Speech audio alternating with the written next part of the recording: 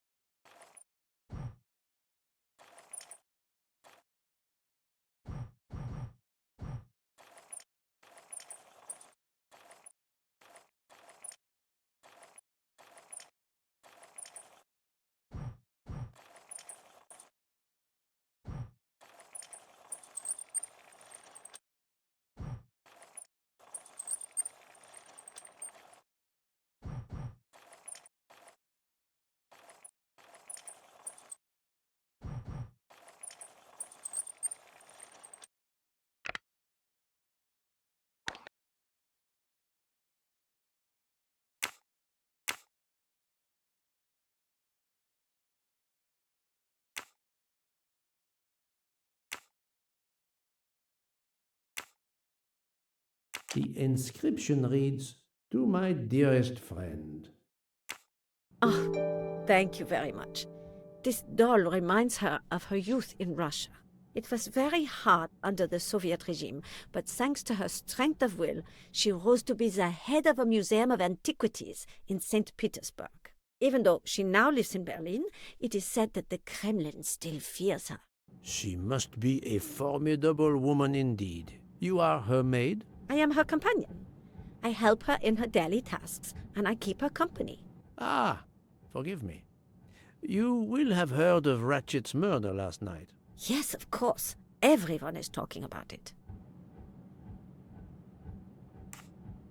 Can you tell me how you occupied your time last night? Just after we left Istanbul, I had tea with my roommate, Fräulein Locke. I went to dinner with the princess, and when I returned to my compartment, Fräulein Locke was already asleep. A little later, Herr Michel, the conductor, came to get me because Madame la Princesse needed my help. Her back troubles her. I massaged her for about an hour. Do you remember the time? I'm sorry, I do not, mein Herr. Have you lost a handkerchief embroidered with an H, madame? Oh, no, monsieur. I thought perhaps since your first name is Hildegard. It is not mine, I tell you. I could not afford something so nice. I have no idea who it belongs to. My apologies, I did not mean to alarm you.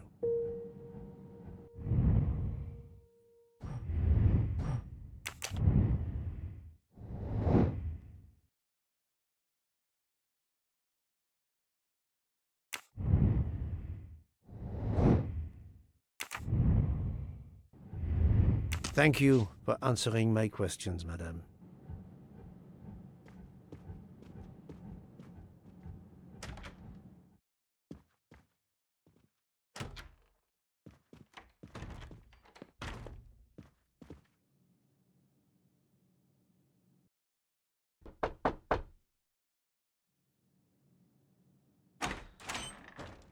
Monsieur, I am Hercule. I know who you are, Monsieur Poirot. What do you want? Answers to a simple question or two. All right, but quickly. My wife is quite ill. I would like to stay by her side. I promise. First of all, I imagine you know about the murder. Of course. The Countess is terribly distressed. Your full name? Rodolphe Adreny. Your home is? Budapest. And how do you come to be aboard the Orient Express? I am a Hungarian diplomat. My family has represented our homeland since the revolution from the Soviet Union in 1956. I was on my country's business in Istanbul. Business which I cannot discuss. And your wife often accompanies you on your diplomatic missions? Yes, and why not? Was there anything else you wanted to know?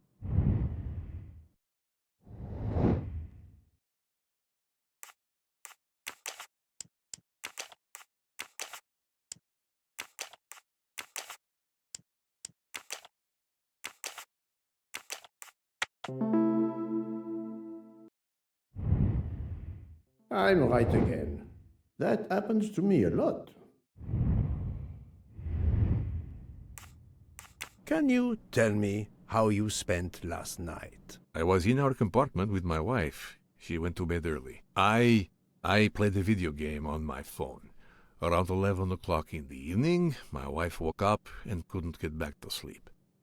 She took a sleeping pill. As for me, I went to bed soon after that and slept straight through until morning.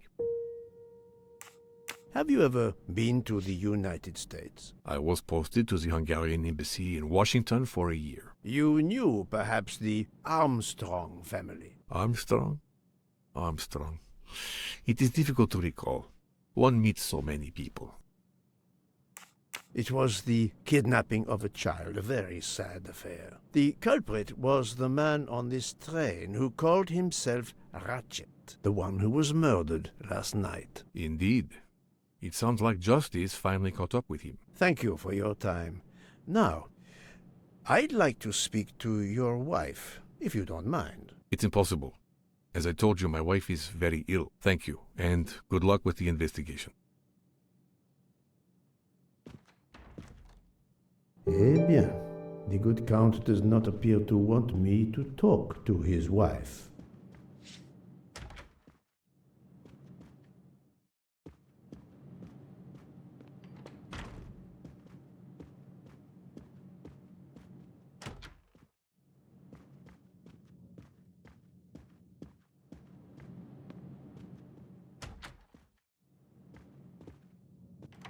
Hello. Can I do something for you? Hello, Monsieur Hardman, I believe. You have heard of the murder? Cyrus Hartman. Yes, and the fact that there's been a murder is all over the train. You do not seem very concerned about it, monsieur. It's not the first murder I've run across. I had no idea the selling of toys was so dangerous. I did overhear you mention at dinner that this is your profession. Toy salesman is a cover. I'm a private detective, just like you, from the U.S.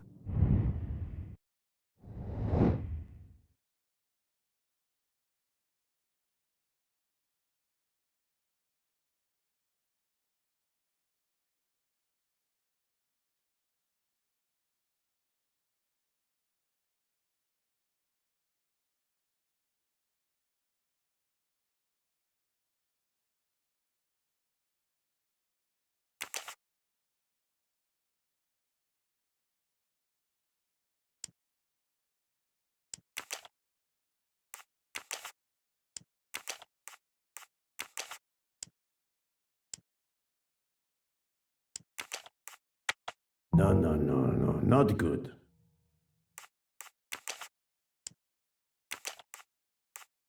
I do not think that's the right answer.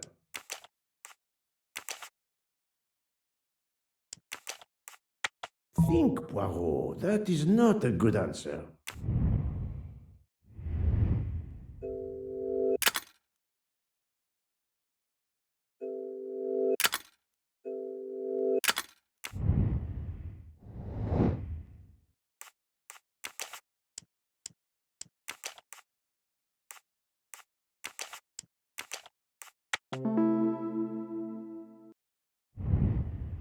My little gray cells did not let me down.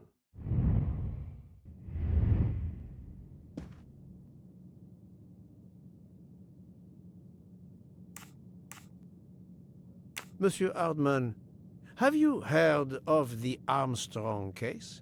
Armstrong? The kidnapping 3 or 4 years ago? Who hasn't? Why? Ratchet's real name was Cassetti. I have reason to believe he was the kidnapper. What?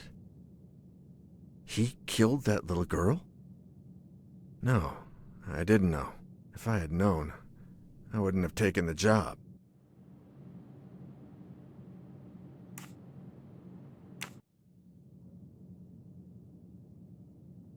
Is this handkerchief embroidered with an H yours? Do I look like the kind of guy who would use a handkerchief like that?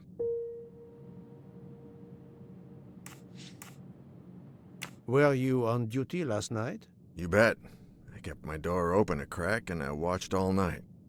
No one entered that car who didn't belong there. Did you see anything in particular? The conductor, Michel, he was there most of the time too, except for 15 minutes or so after we left Vinkovsky. He must have answered a call from Ratchet's room, then he was absent again for a while around 1 a.m. After that, he didn't move until 5. I did not expect to find another detective on this train. I just finished a job in Istanbul when I received an email from Ratchet. He hired me to protect him. Something you failed to do. I'm not happy about that. He'd received some threatening letters. I was supposed to watch his back, and yeah, something I failed to do. But he seemed to think he was in more danger when he left the train. He was traveling to Paris? I assume so, but I'm not entirely sure. Can anyone on this train confirm your identity? Yeah, that McQueen kid. Ratchet's secretary.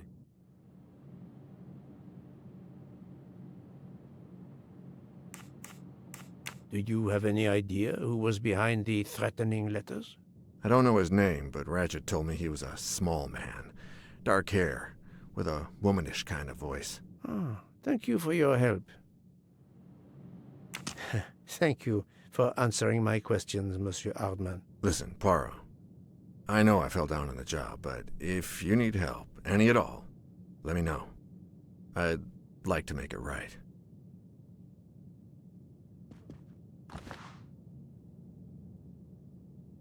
Well, it has been a while since I have seen one of those.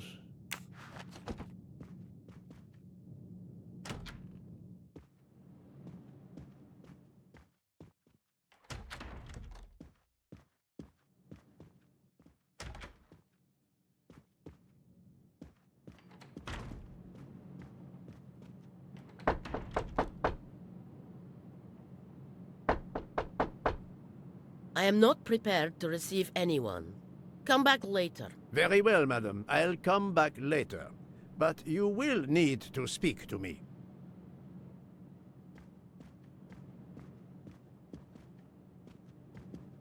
So, my friend, have you finished your investigation? No, but I have managed to solve a few mysteries. Okay. I stay here to watch this young lady.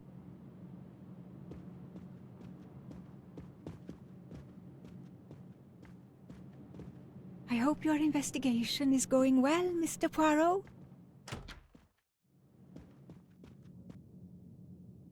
Ah, Monsieur McQueen, may I ask you a question? Anything I can do to help, Mr. Poirot?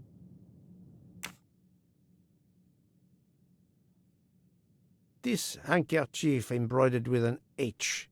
Is it yours? No, I don't use cloth handkerchiefs.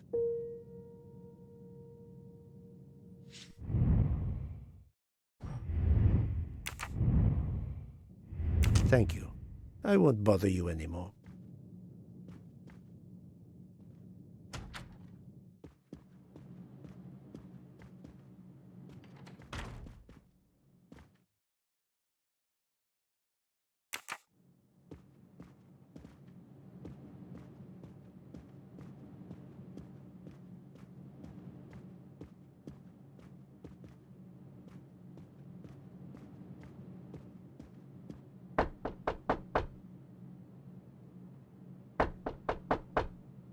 I am not prepared to receive anyone. Come back later. Very well, madam. I'll come back later. But you will need to speak to me.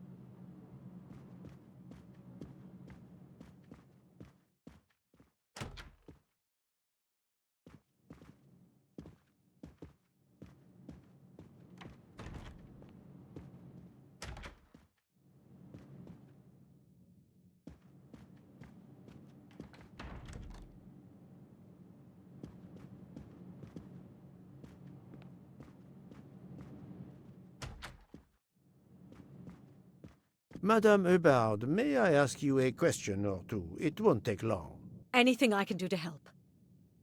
Have you misplaced a handkerchief recently? No, I don't think so. Why? We found a handkerchief embroidered with the letter H, so I thought it might have been yours. I'm sorry, but it's not. It may belong to Miss Schmidt, Princess Dragomirov's lady's maid. I believe her first name is Hildegard. It is a possibility. Anyone could be lying, of course. I thank you, madame.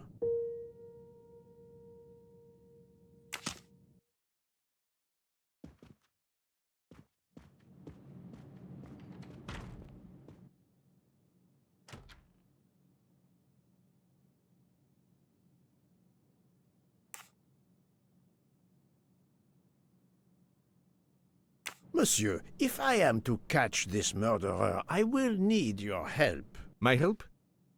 I am at your service, Poirot. You are obviously a devoted husband, Count Andreni. My wife means the world to me. There were questions in Budapest about a Hungarian diplomat marrying an American woman. It did not deter you. I would have given up my position for her. I would think it is universal. Are you married, Mr. Poirot? No, I fear marriage is not for me. But her condition, is it very grave? She is suffering a bout of vertigo. You understand? The room spins.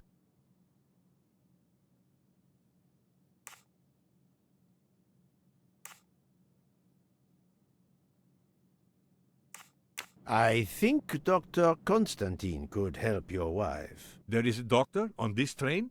I did not know. Where is this doctor? I think Dr. Constantine is in the lounge car. If not, perhaps the conductor can tell you where he is. Very well, I will find him. Thank you very much.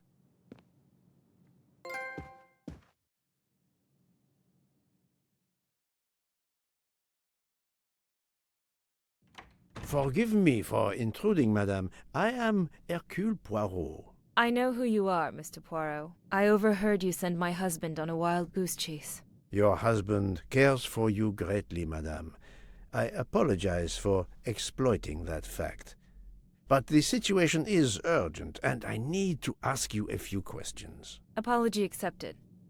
I realize you must speak to everyone. This horrendous murder. It's very upsetting. That is a beautiful music box. Please don't touch the music box. It's a fragile family heirloom. Your accent, is it American? Boston, perhaps? You have a good ear, Mr. Poirot. Yes. Born and raised in what we call the Back Bay. Are you in the diplomatic service like your husband? No, not officially. I was still in college when I met Rudy 2 years ago. I keep myself busy handling his scheduling, travel, appointments. Ah, what is the saying? Behind every great man there is a great woman. That was the saying. Today one might reverse the sentiment as well, don't you think? Of course, I stand corrected.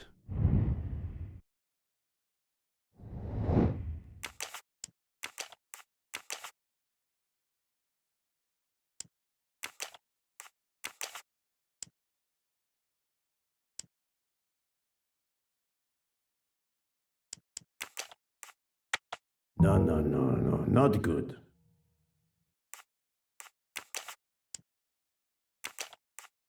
This is wrong, but I'm never far from the truth. I must admit I'm not right this time.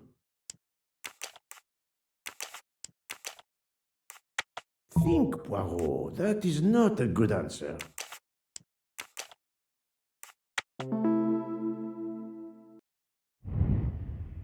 That was easy.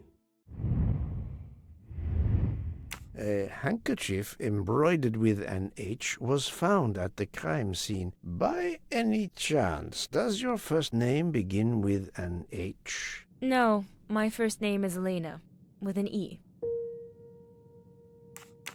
Can you tell me what you did last night? Well, my husband and I went to dinner. Then we came back here. We went to bed around 10 o'clock.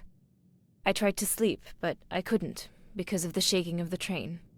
I suffer from vertigo. I finally took a sleeping pill, and that did the trick. When did the train's motion prevent you from sleeping? Between midnight and 2 a.m. I know because I must have looked at my watch about 10 times. I see.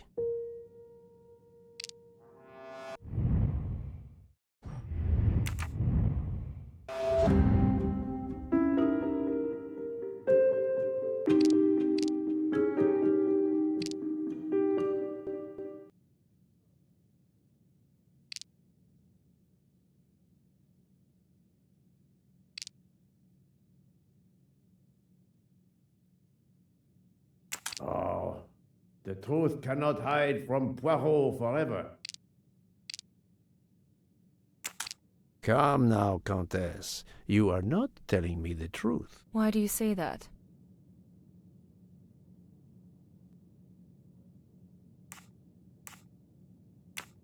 The train stopped at 12:30 a.m. due to snow, so there was no shaking of the train. But you told me that it was the shaking that prevented you from sleeping. I don't know, you're confusing me. My vertigo. Madame, a man died last night. You can't talk nonsense just because you're sick. You are hiding something from me. How dare you? I didn't do anything wrong. I'm going to find my husband.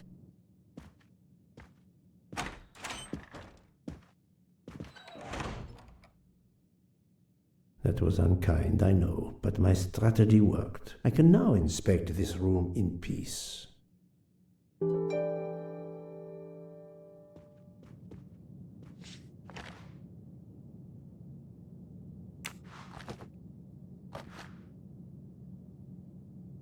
These must be the sleeping pills that Countess Andreni took last night.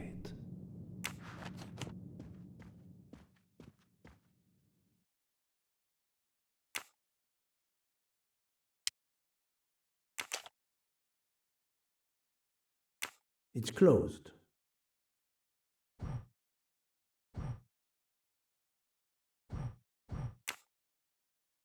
It's closed.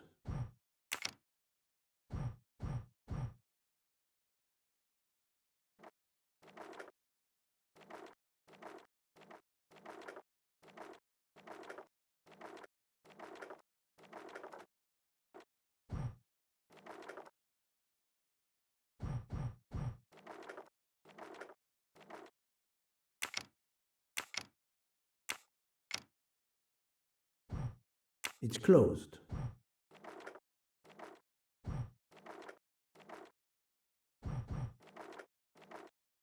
It's closed.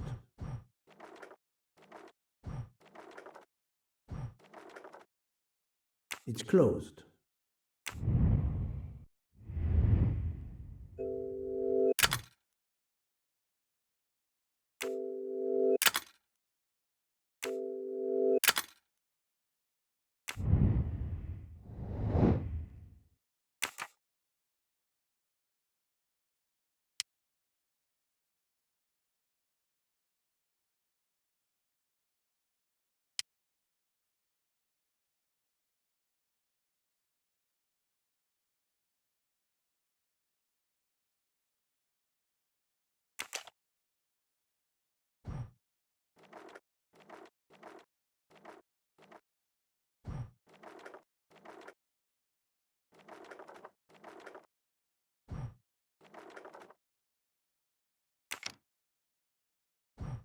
It's closed.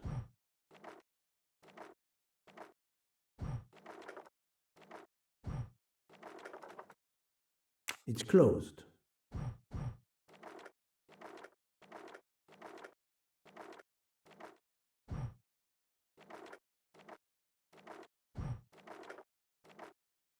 It's closed.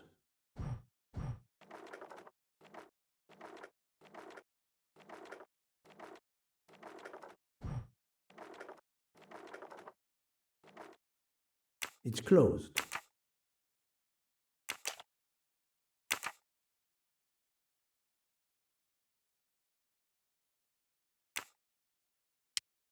There seems to be something missing here. There seems to be something missing here.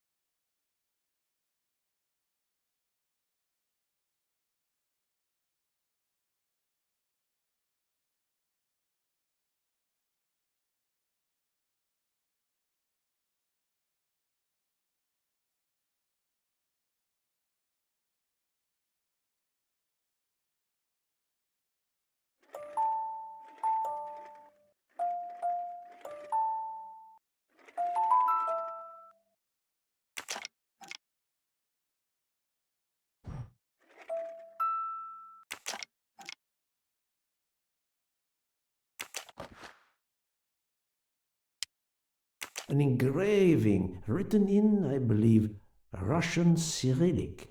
It looks like a first name.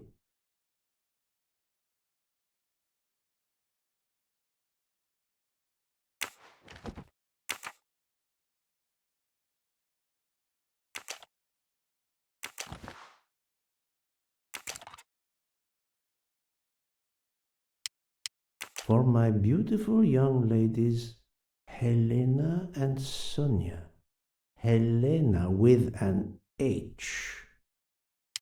It's Countess Andreni with an older girl. Poirot! Have you no shame?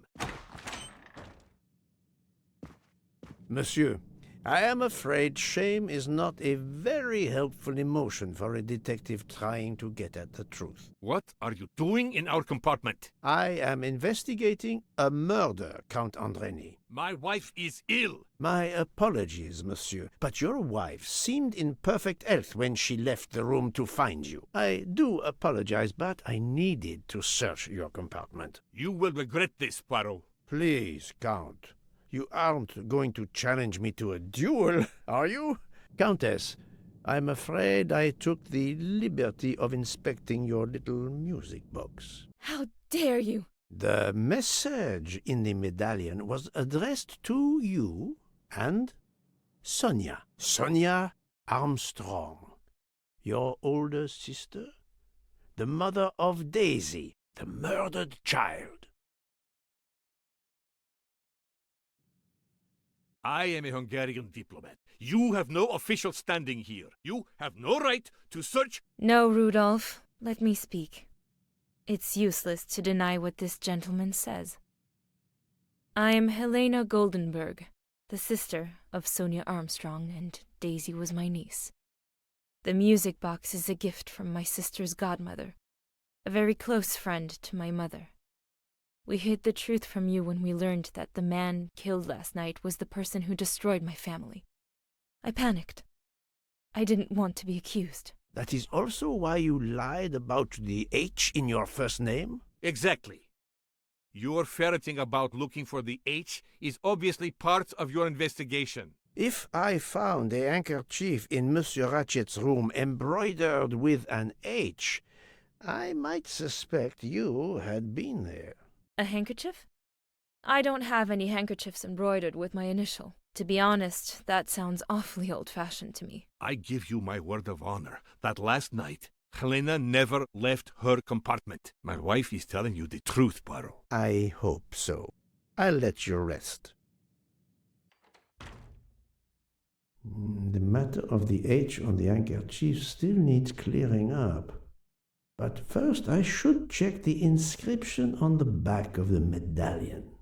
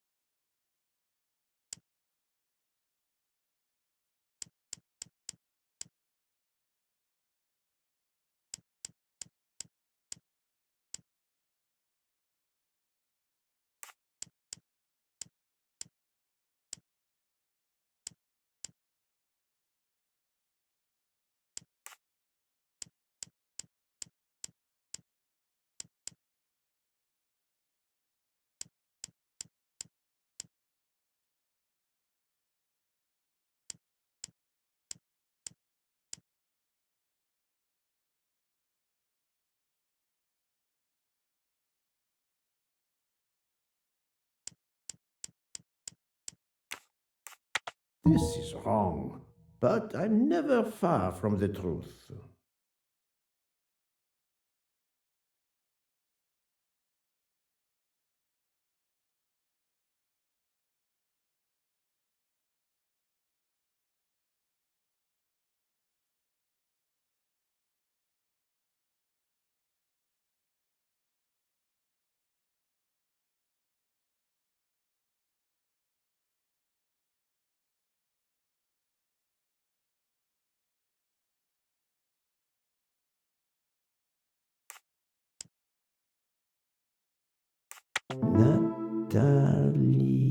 Natalia.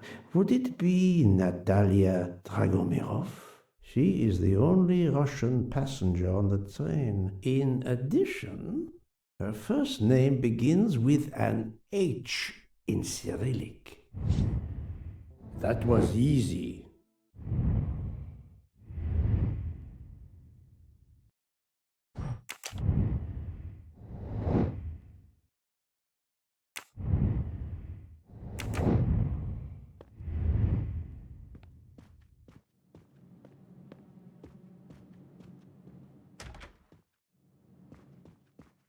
Madame Hubbard, may I ask you a question or two? It won't take long.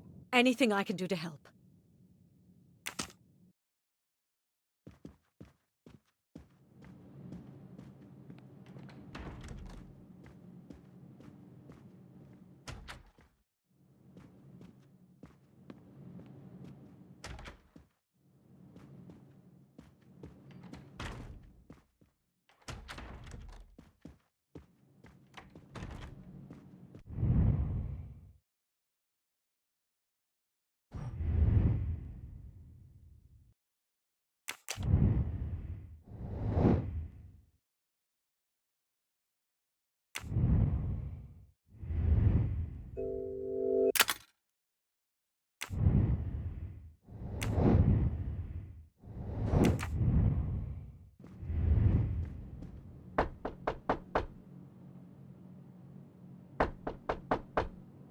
I am not prepared to receive anyone. Come back later. I'm sorry, madame, but a man has been murdered. I must ask you a few questions. You must have misunderstood me. I cannot speak to you just now. Madame, I know that Sonia Armstrong is your goddaughter. Come in, please. Please forgive my intrusion, madame, but I really must ask you some questions. Then ask. I'll answer if it pleases me.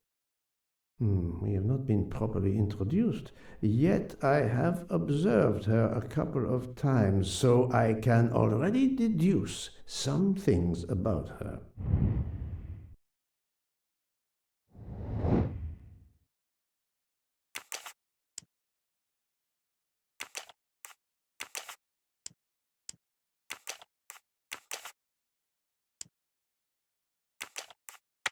No, not good.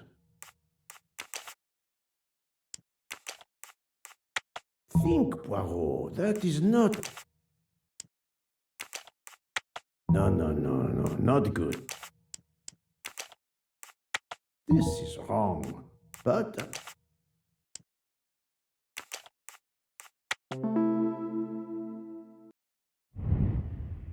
That was easy. I will first ask you about last night. Will you tell me your movements? I went to bed just after dinner. I read until 11, then tried to sleep. Later I woke. What caused you to awaken? I suffer from back pain, a consequence of old age interfering with an active life. I called Schmidt around 12:45 a.m. to give me a massage. She did so until I fell asleep. How long was she with you? A good hour, I would say. I see. The first initial of your first name, Natalia, in the Cyrillic alphabet looks exactly like the letter H in the Latin alphabet. I'm Russian, Monsieur Poirot, and I was the head of a museum of antiquities in St. Petersburg for decades, until I moved to Berlin recently. I'm familiar with Cyrillic. This handkerchief is yours, isn't it? Yes, indeed. I lost it. It was found in Monsieur Ratchet's room. Can you explain to me why Madame Schmidt didn't identify the handkerchief? She must have known it was yours. Possibly to protect me. She is very loyal.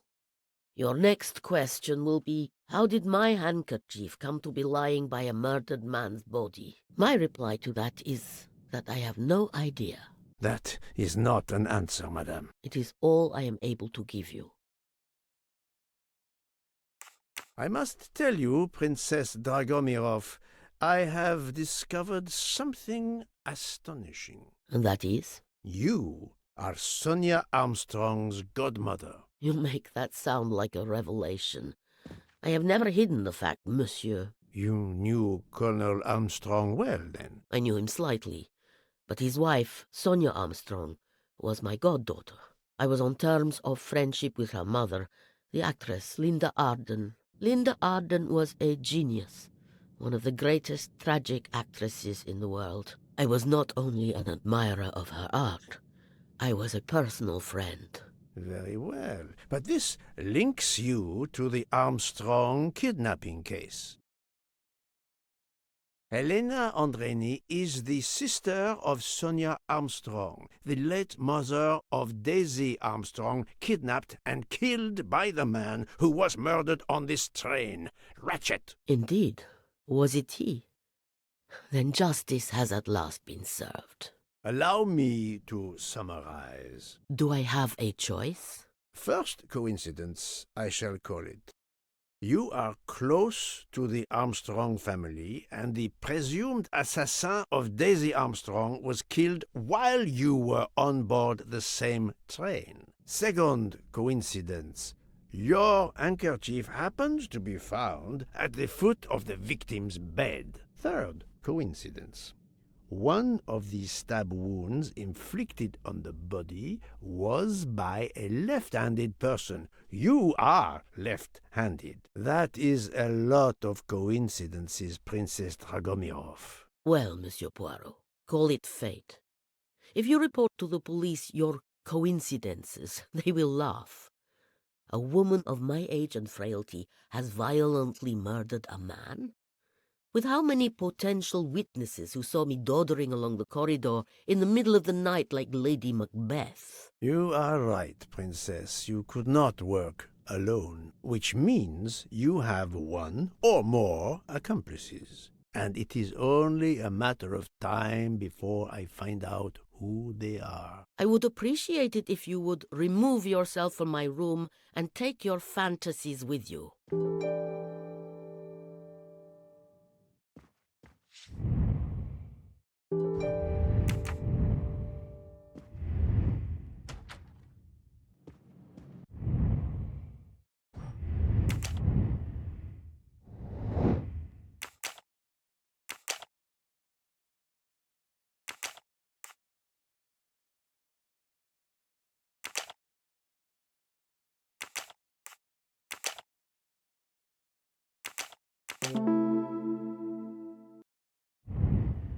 Et voilà.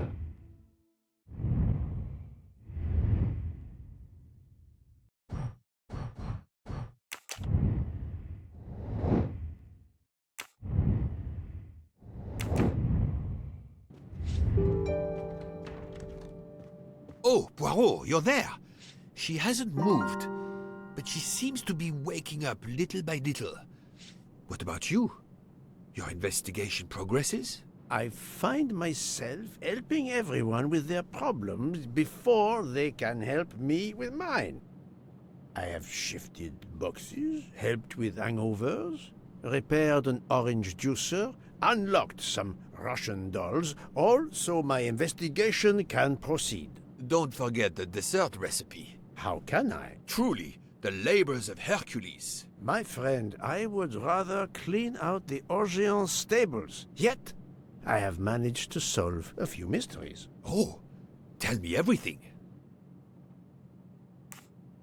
I had 3 theories concerning the broken watch. It could have been tampered with. It could have been out of adjustment before the murder. Or, of course, it could indicate the actual time of the murder. The only hypothesis I could rule out was that the watch was out of adjustment. For the others, they are impossible to verify. So the watch is of little use to the investigation.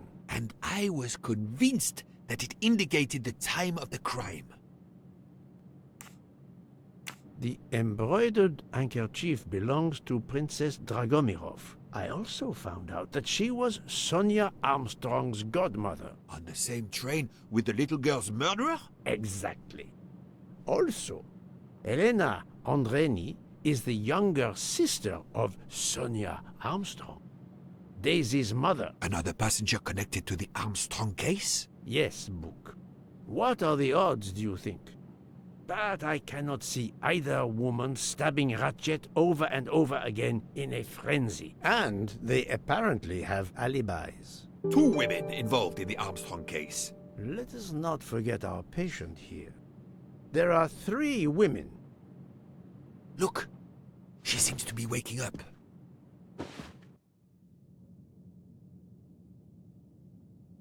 What's happening to me? Did I fall asleep again? Indeed, Mademoiselle Locke. Did you take any medication? Sleeping pills, for example? No, I never use sleeping pills. I inspected your cup. You can clearly see that there is a residue of something at the bottom. I'm sure a lab test would confirm you were drugged. Most likely an overdose. That would explain your battle to shake off the effects. You think Fräulein Schmidt did it? She certainly had the most opportunity, but why would she? But no one knew who I was. It's impossible that someone deliberately targeted me.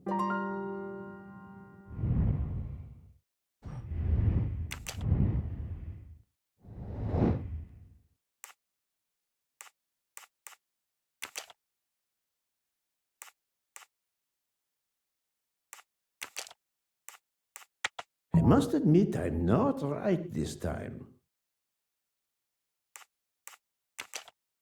Fräulein Schmidt or Monsieur Michel may have drugged the tea that Mademoiselle Locke drank. Fräulein Schmidt or Pierre Michel could have drugged your tea. They are really the only 2 people on this train who could have done it.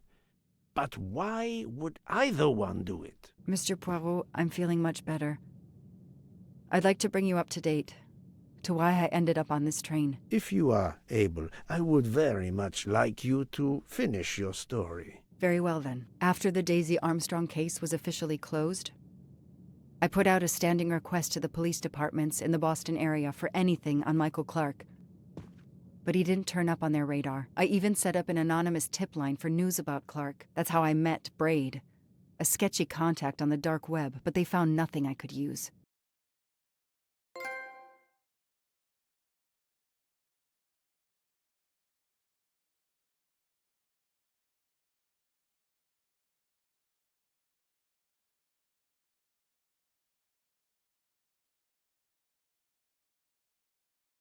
Four long years passed without anything new. Every day I looked at the evidence board I put up in my apartment bedroom. Then this morning, a police report landed on my desk that changed everything. I paid a visit to the police property room and took home a box full of clues. There was his name. Michael Clark.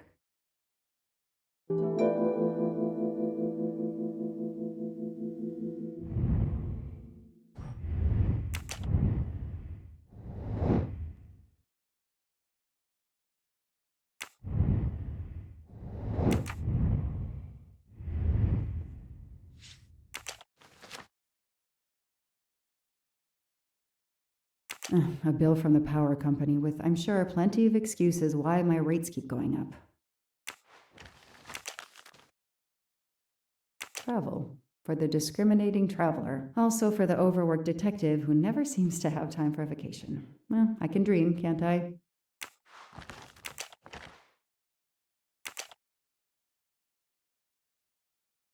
Years of no new leads in the Armstrong case, and then this. Michael Clark, the sarcastic reporter, my prime suspect in the kidnapping, murdered 4 years ago? Years of no new leads in the Armstrong case. Michael Clark.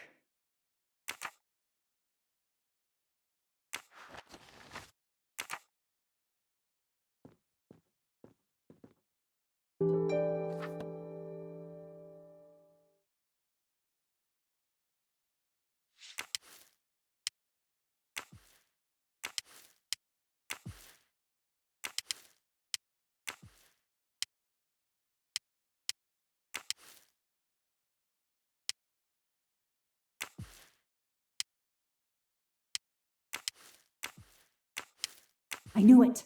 The faces don't match at all. They are clearly two different men. I should run facial recognition on my computer.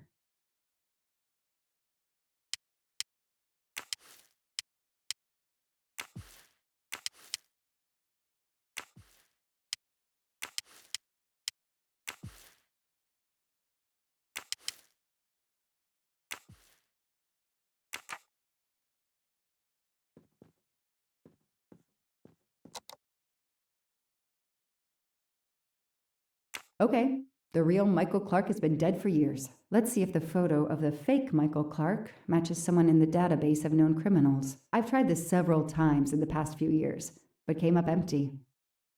Maybe whoever he really is has finally made a mistake.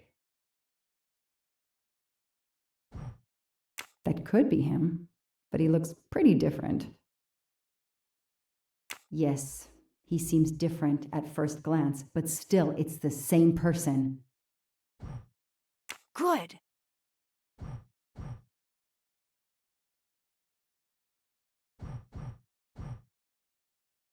No, Joanna, that doesn't track. No, this isn't it. Think! Okay. He's changed his appearance a lot. Probably had some plastic surgery on his nose, but there is no doubt it's the same person. Let's see why he was arrested.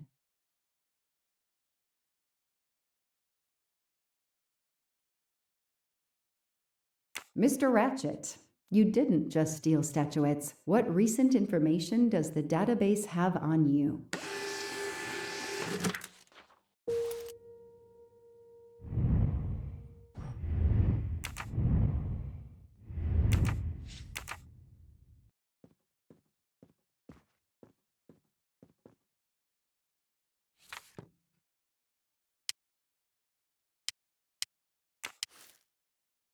Goodbye, Michael Clark. Hello, Samuel Ratchet, the man who stole your identity and your life.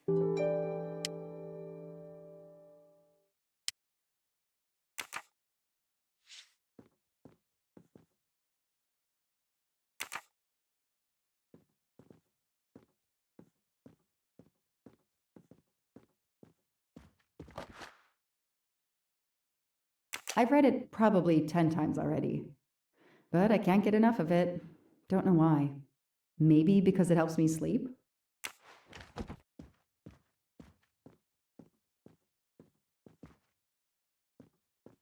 I know I have to stop printing. It's bad for the planet. It's so frustrating. I have a name, but I can't find anything about him. But I know just who to call.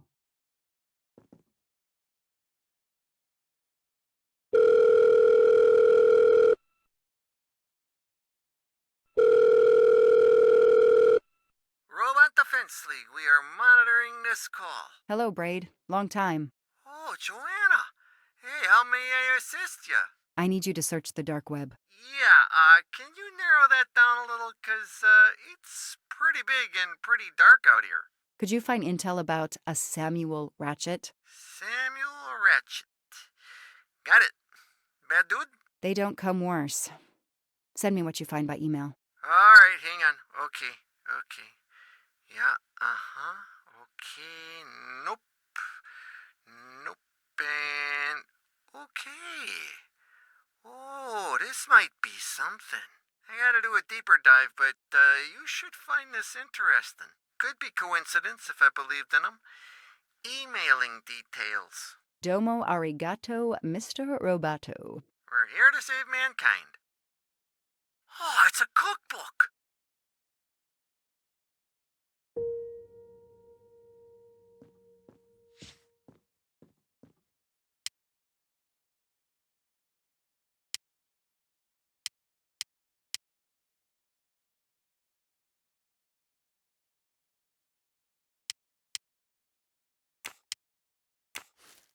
As Ratchet is alive, the dead man can only be Noah.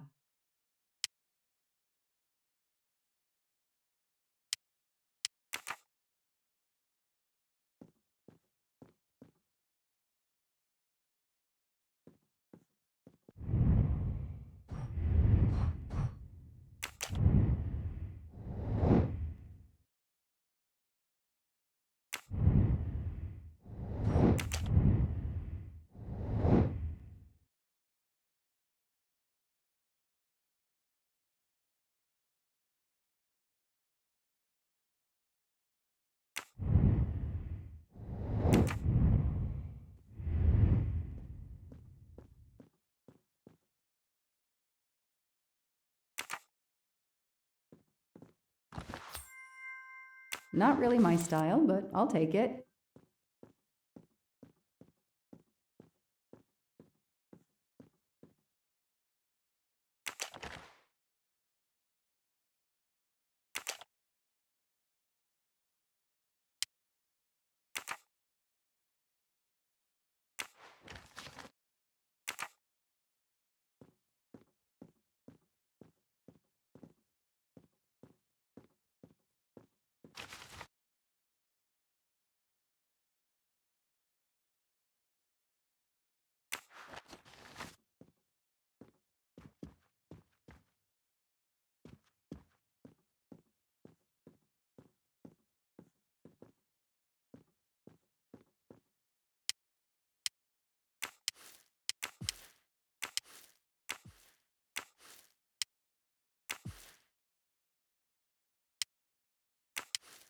The DA resigned soon after the Armstrong case.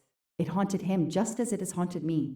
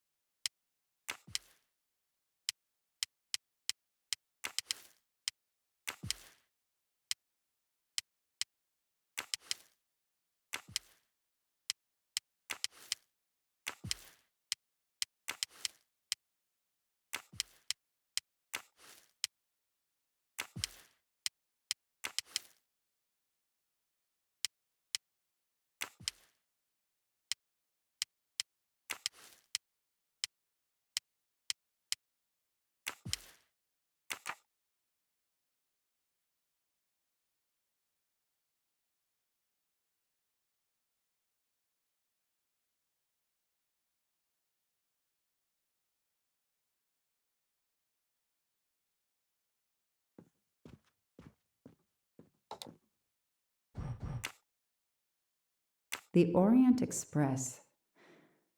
I'm gonna print these tickets and put them on the board.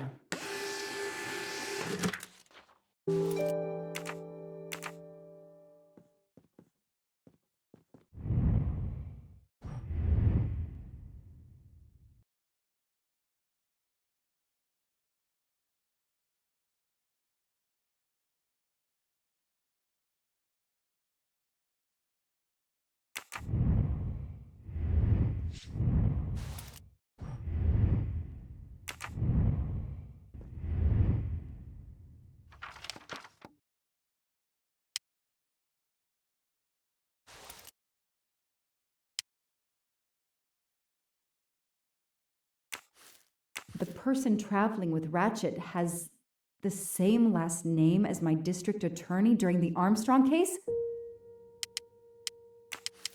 These tickets were all booked by McQueen.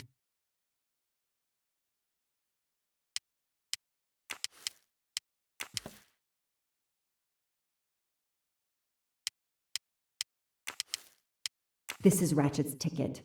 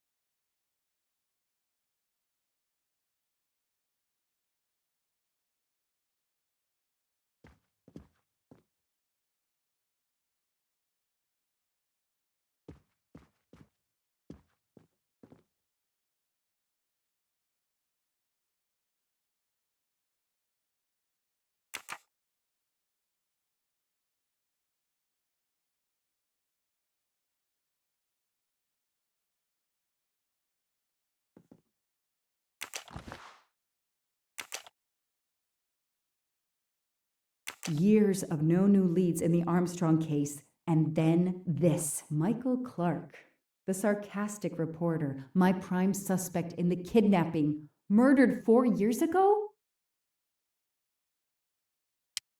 This is Michael Clark? He doesn't look anything like the journalist I interviewed. Michael, you have earned a place on my evidence board.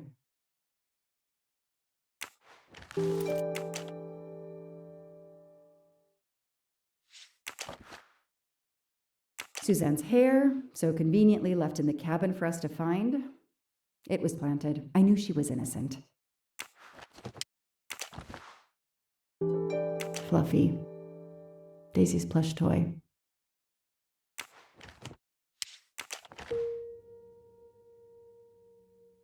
The lab team found this keychain in the cabin, but they wouldn't have bothered to examine the keys once the DA shut down the investigation. The keys were just tossed in the evidence box along with everything else. It's too unusual not to demand a closer look.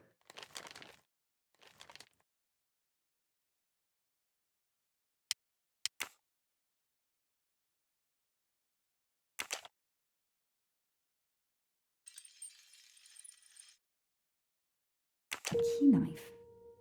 They sell them on the internet for self-protection.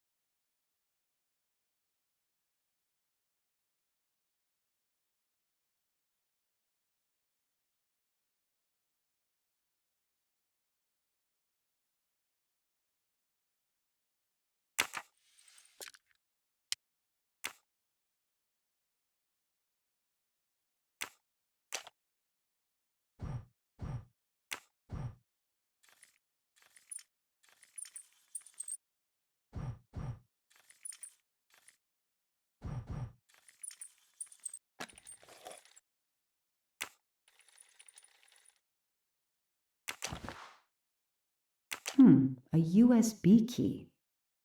Let's plug it into my PC and see what nasty little secret it contains.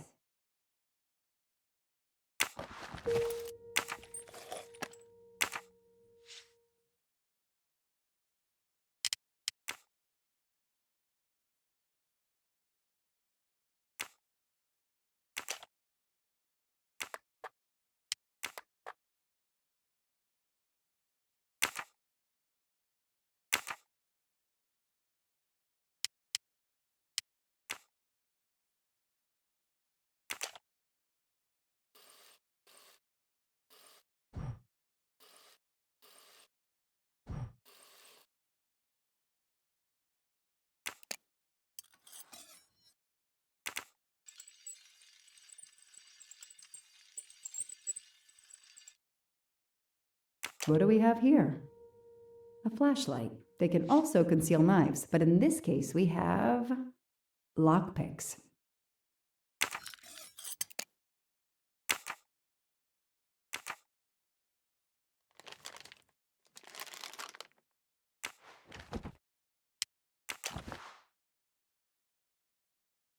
So clever. All that evidence, and yet no DNA found.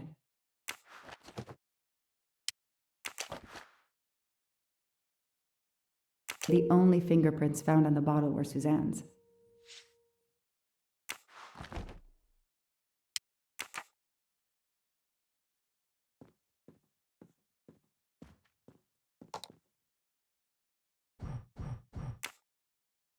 Shaved off the Metro beard. But I'd recognize that smug bastard anywhere. The man I interviewed 4 years ago posing as Michael Clark. This goes on the board. Maybe they needed to show the ransom to someone, to check if the serial numbers were still on record. I'll print them, and on the wall they go.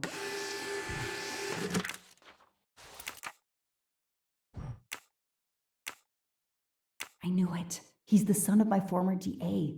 He goes on the evidence board.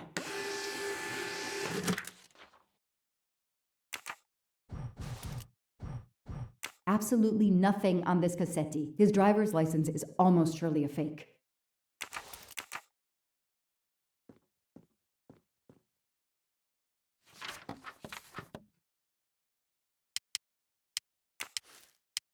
So, Ratchet's real name was Cassetti.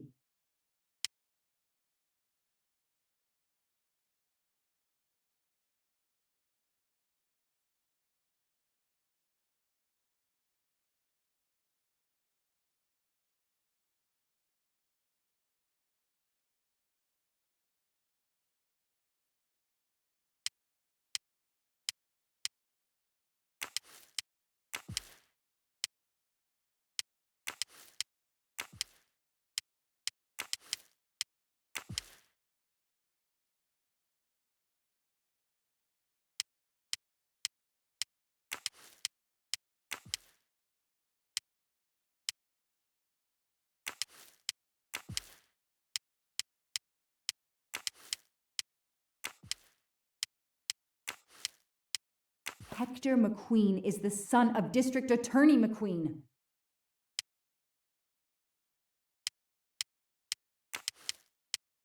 Here's what Hector McQueen looks like.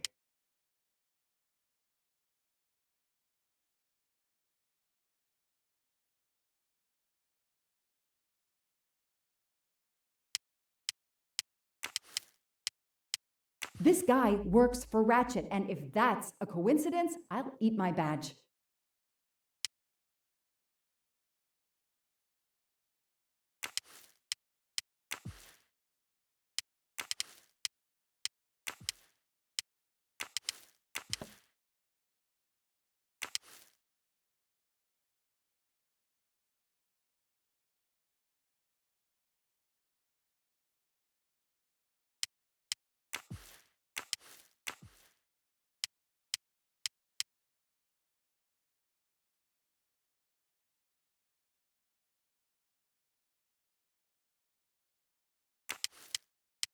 This tattoo is the same on both pictures.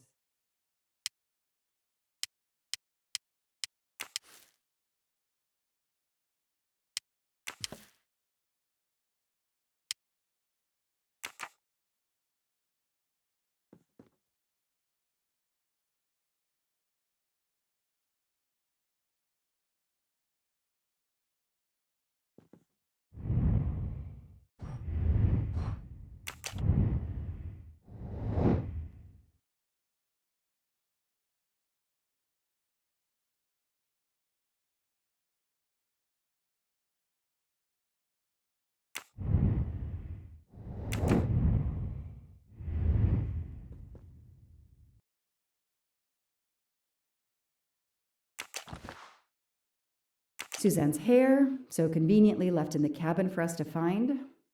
It was planted. Fluffy. Daisy's plush toy.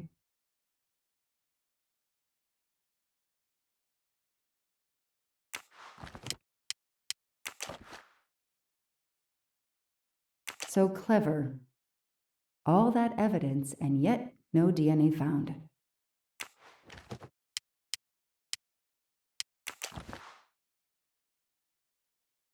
The only fingerprints found on the bottle were Suzanne's.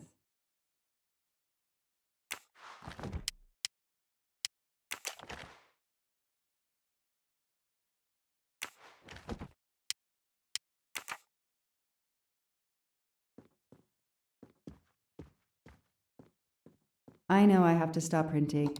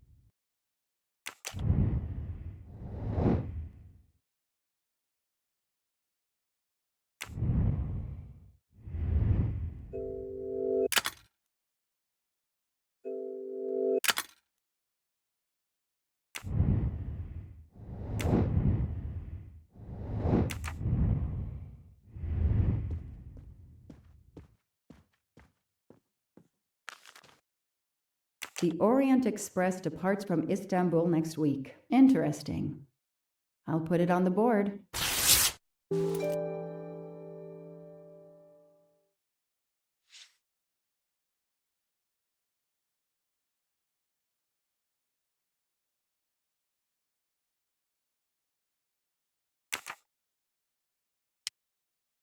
The event? Some old train. But that face, that man.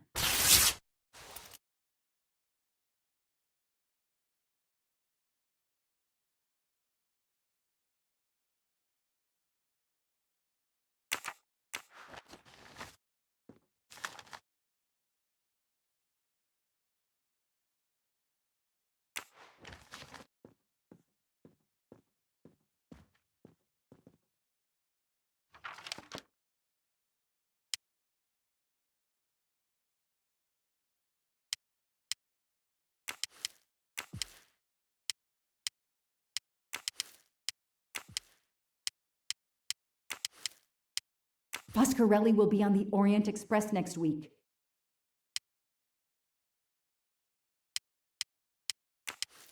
I know that face. That's John Armstrong's driver.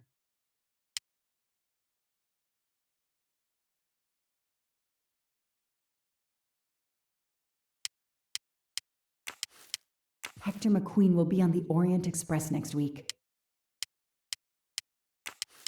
Ratchet will be traveling on the Orient Express in a week.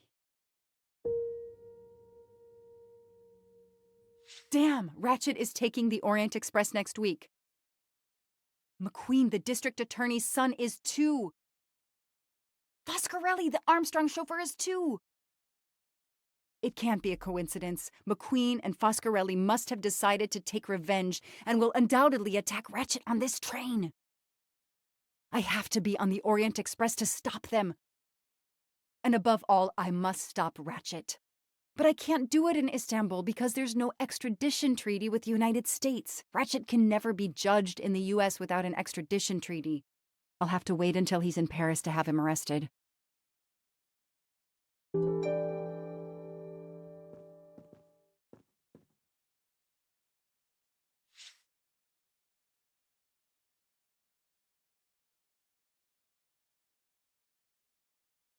Every compartment is taken for this special anniversary journey.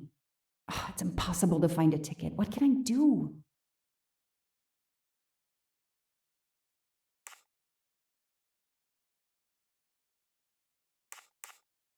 Let's find out who's traveling on the Orient Express. Time to call Braid.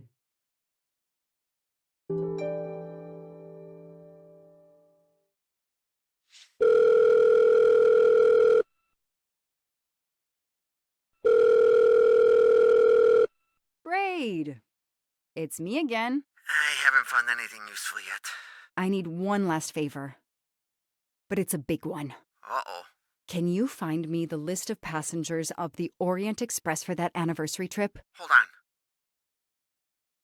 Jeez, their IT is surprisingly good. Maybe because of the big event. I found the list, but they sealed my back door as I was starting to capture it. Oh no. Whoa, calm down. I got one name. Female. The name I got before they kicked me off the server was Stacy Johnson. Do you feel like a Stacy Johnson? The question is, how is she going to feel about helping me? That's one you'll have to figure out for yourself. I gotta go back to weaving my magic on the web.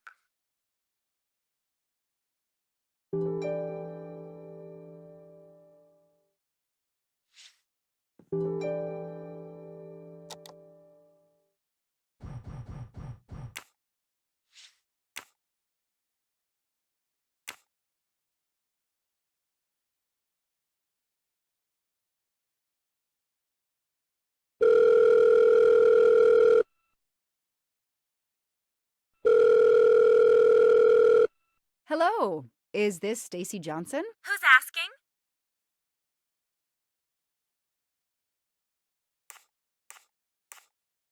My name is Joanna Locke. I'm a police detective. And I'm just an actress.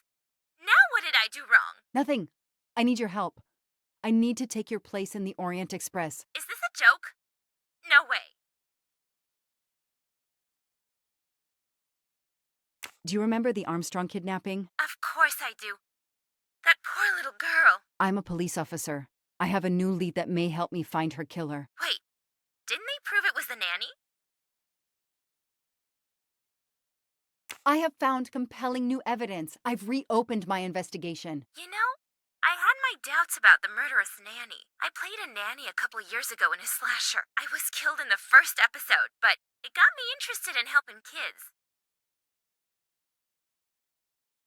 Stacy, please. You say you help kids? Well, I joined a couple of associations who are trying to help underprivileged kids. If this little girl's real killer is still out there somewhere, I'd do anything I could to help. Getting me on that train will help more than you can imagine. So, you want my ticket for the Orient Express?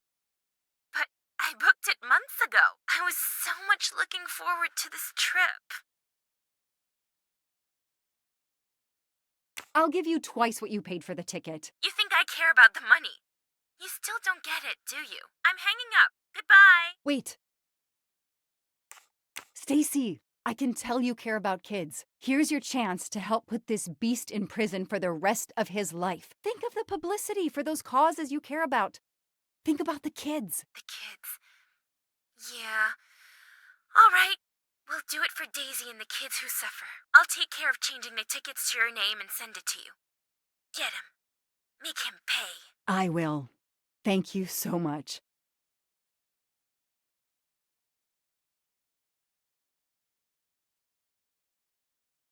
Stacy was as good as her word. I received the ticket. I called my chief to let him know I was taking my vacation time. I had coming. I flew to Istanbul. I was finally going to nail the monster responsible for Daisy Armstrong's death, Michael Clark's death, even his accomplice, and, I suspected, so many others as well.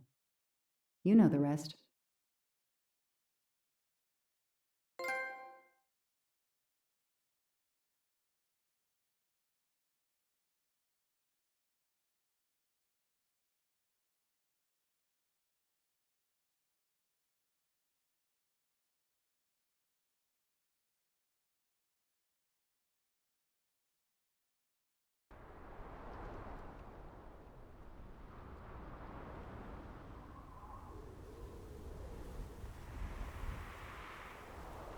And that's how I found myself on this train. On Ratchet's trail. The rest, you know. My identity is easily checked with the Berkshire Police. Thank you for your detailed account, Mademoiselle Locke. In addition to giving us crucial details of the investigation, you have made it clear that there are many who might wish to see Ratchet dead.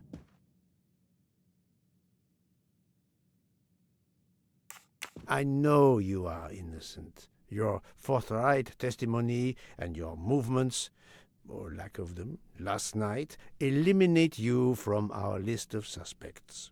I agree, without a doubt. Another detective will be great help to the investigation. Book. Although my friend certainly does not need any help. You are too kind. Thank you for believing me. I'd like to help in any way I can. Do not worry, Mademoiselle Locke. Already I see things more clearly. It's obvious whoever drugged you was trying to derail your investigation. You mean the person who did this to me is Ratchet's killer? Both Monsieur Michel and Fraulein Schmidt had the means and opportunity to drug you. While you get your strength back, I intend to interview them. Excellent idea, my friend. All this excitement has whetted my appetite. I'm sure Mademoiselle Locke won't say no to a good, invigorating meal. What? No. I want to hear what the conductor and Fräulein Schmidt have to say for themselves. It is my duty to ensure the well-being of the passengers. If Dr. Constantine has no objection, I will escort you to the restaurant car. On the contrary, some food will do her the greatest good. Well, I'm still a little shaky. Mr. Poirot, will you please keep me informed about what you learn? You may be certain of it.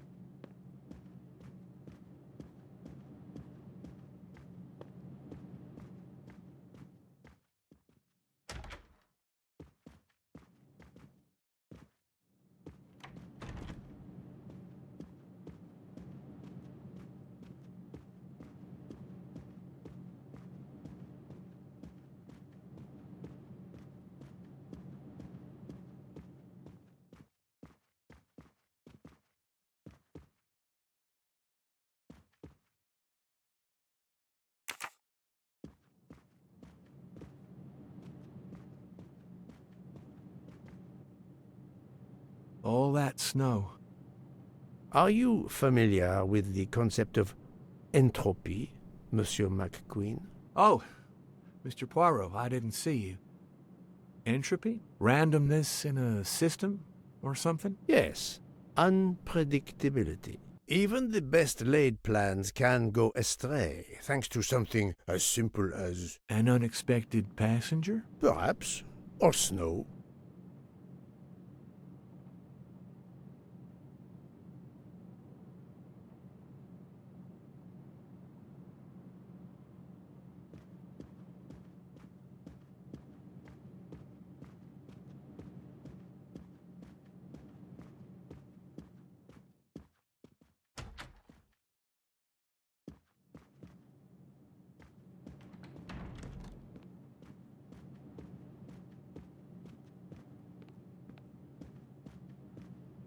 I have nothing to ask them at the moment. I should leave them alone.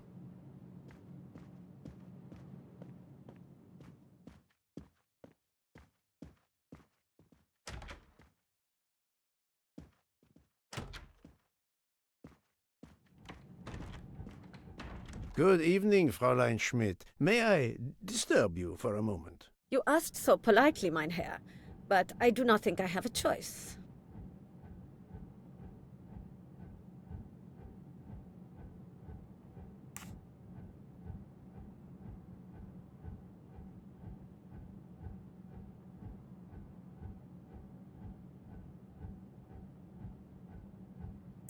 I wanted to let you know that your roommate, Mademoiselle Locke, is awake. Ah, yes, I'm glad to hear that. I was worried about her.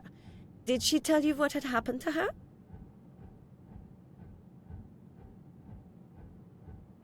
She saw you pour something in her tea. And she drank the tea knowing it was drugged? Come now, Monsieur Poirot. The poor girl is obviously still not recovered. That is all I intend to say. If you'll excuse me, I would like to continue reading my book. What is it? A murder mystery, perhaps? Ach, no. It is a collection of Julia Child recipes.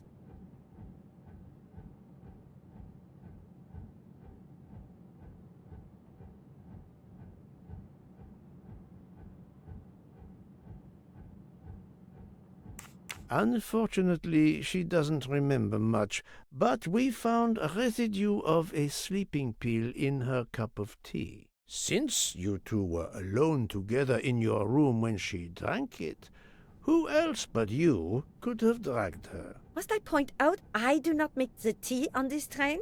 You should question the conductor or the kitchen staff.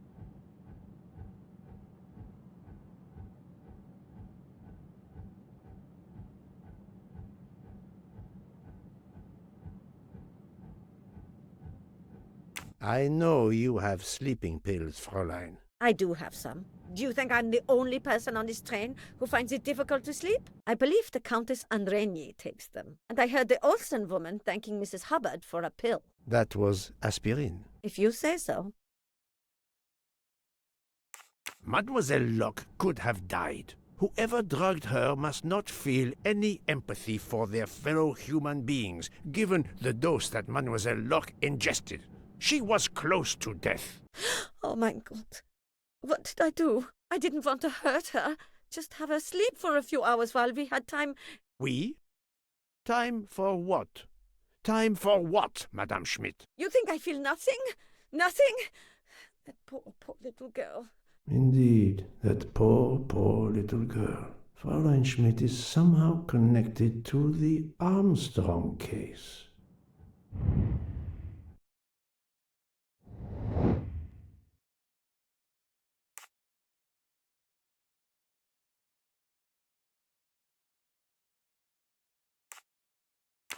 I do not think that's the right answer.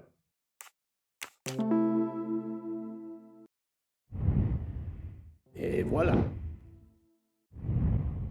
Fräulein Schmidt, I have a certain reputation for sniffing out. I am not a murderer. Forgive me, but I was going to say brilliant chefs. You were the Armstrong family's cook, were you not? But yes, I was the cook of that lovely, lovely family. I'm sorry. But I must ask you to give me some time to collect myself. It wasn't supposed to be like this. My darling, my poor darling child. I will give you that time, Fräulein. You have given me much more in exchange. I must check in with my other suspects to make certain I have all the pieces of the puzzle in my possession.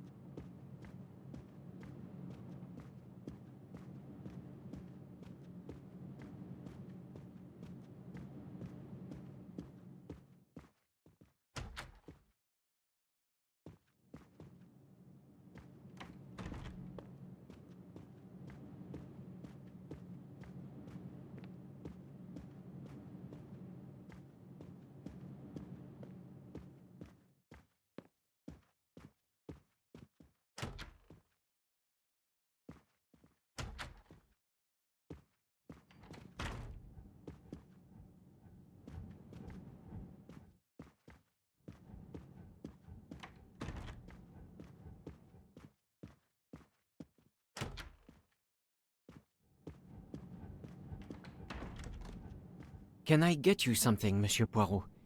Everyone is so tense. An aperitif soon, Monsieur Fauchet, with pleasure, when the matter is resolved.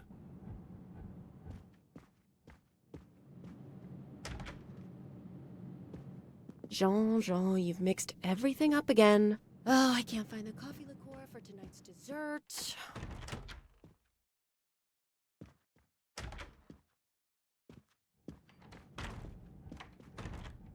You're right, Mr. Book. This dessert is delicious. I'm glad we didn't wait for dinner. I promise the entrée will be superb as well. Detective Locke, you are recovering well, I see. Yes, I should be helping with the investigation. Do you know who drugged me? It is early yet for conclusions. When I return, then we shall see. Do not worry, Poirot. She is in good hands. Hotaru, Freya, and yours truly are looking after her.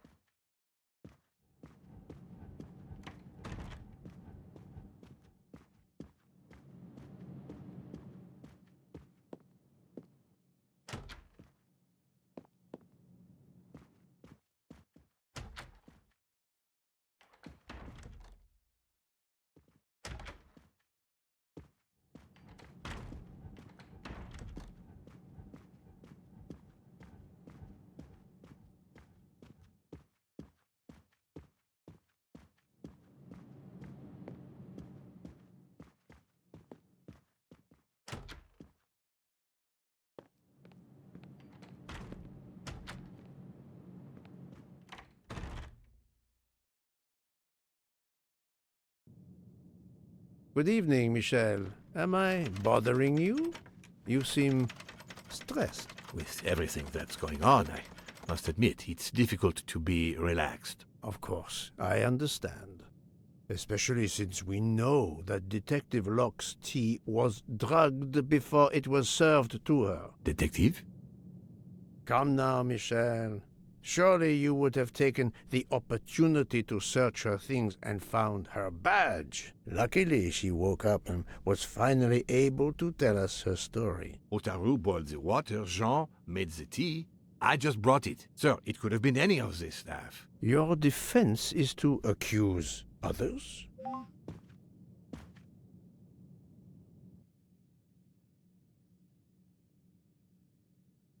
You have a network connection? No, unfortunately. It's just an automatic reminder to pay my rent. I always forget, and my landlord complains. Pierre Michel had to be involved in the murder. The drugged tea, his post at the end of the hall, and now I know why I know more than one of those people on the screen.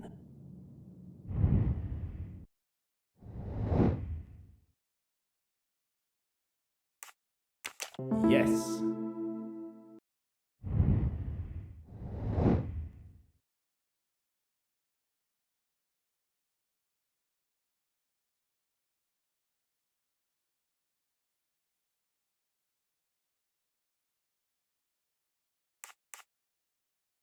Right.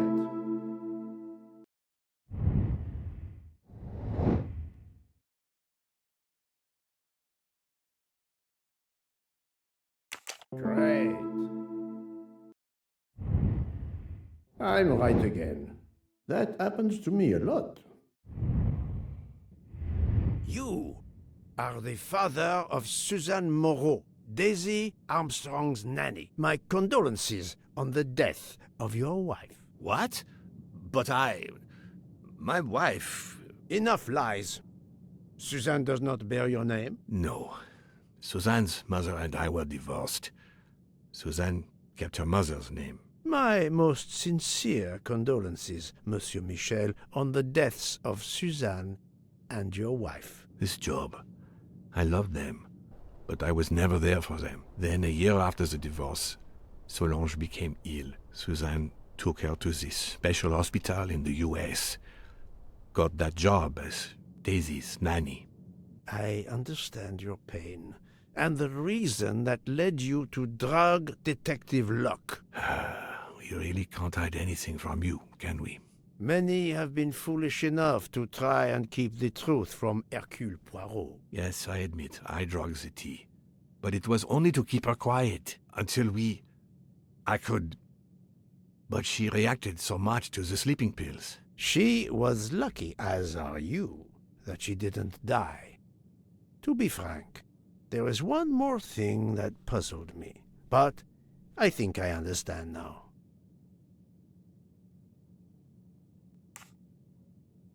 Monsieur Hardman was Suzanne's fiancé. Huh. I have the impression my whole life to you is an open book. Yes, Cyrus was my daughter's fiancé. I almost consider Cyrus as my own son. Of course, much more is clear now. I have been patient long enough. It is time to go and see what all the commotion is next door.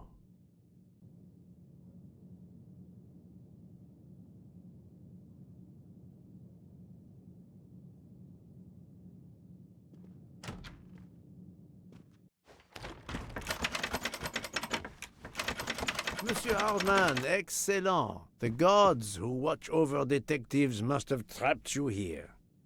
Why didn't they watch over me? I'm a detective, too. I was talking to Michelle about a leaky faucet, and I wanted to go out, but, you showed up. No need to invent some preposterous story. But really, Michel has told me everything. You are the fiancé of Suzanne Moreau, his daughter. Oh. I see. Surely this is not a big surprise to you. No. Suzanne was the only woman I ever loved. And I failed her. We got into a spat. It was nothing. but I was too proud to apologize. We weren't speaking at all. Suzanne never really cared for that guy, Noah. She would have forgiven me. If only. If only. If only. A common refrain between lovers who quarrel. Obviously, Pierre Michel and Fräulein Schmidt both drugged Detective Locke's tea, causing the overdose. No wonder she had so much trouble waking up. Time to report my findings to her and book.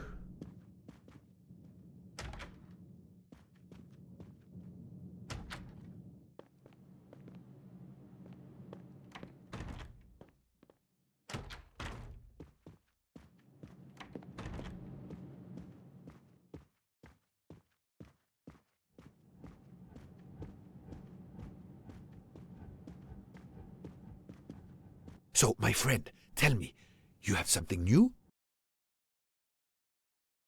I have uncovered multiple connections with the Armstrong case. Pierre Michel is the father of Suzanne Moreau, little Daisy's nanny, and Monsieur Hardman was Suzanne's fiancé. As for Hildegard Schmidt, she was the cook of the Armstrong family. What a coincidence, don't you think? But it's incredible!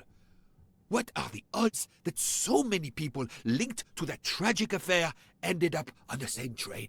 About the same as you winning the lottery, my friend. I wasn't the officer who interviewed Fräulein Schmidt back then, so she couldn't recognize me here on the train. How could they know who I was? There were other passengers who might have. Or she may have seen you when you visited the Armstrong home.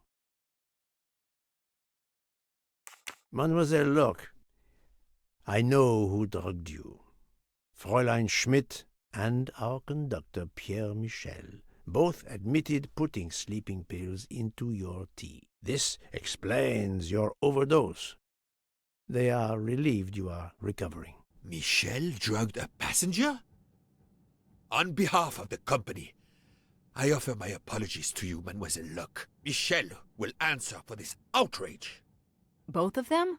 I was pretty sure about Fräulein Schmidt, but I admit that I did not suspect the conductor. It is now clear to me that some of the clues to this elaborate plot were staged for my benefit.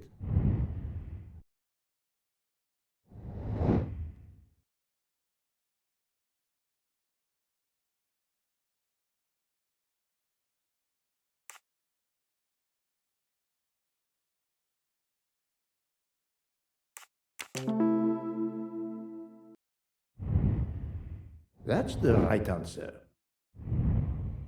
Some clues and information collected so far could lead to a hypothesis. The murderer boarded the train in Vinkovsky, killed Ratchet, and then left the train immediately. How did you come to that possibility? Monsieur Hardman told me about a short man with a high-pitched voice who threatened Ratchet. Imagine for a moment that this man, wearing a wagon-lit conductor's jacket, killed him while Michel was on the platform at Vinkovsky. This murderer then hid the conductor's jacket in Detective Locke's room, then fled before the train left. Why choose Detective Locke's room? Why, indeed. Let me re-explain from the beginning.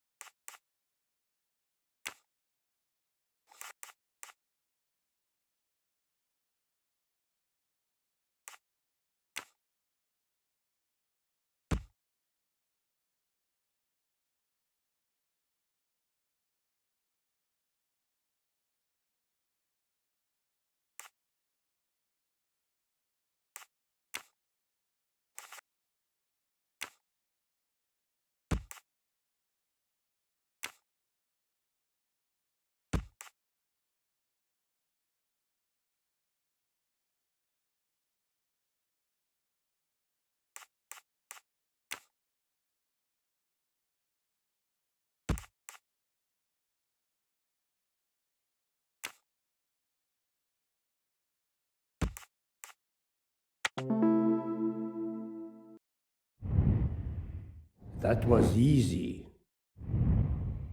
Mon Dieu! Oui! That must be it! Everything fits so well! It fits too well, my friend. Other clues lead to a second hypothesis, much more plausible.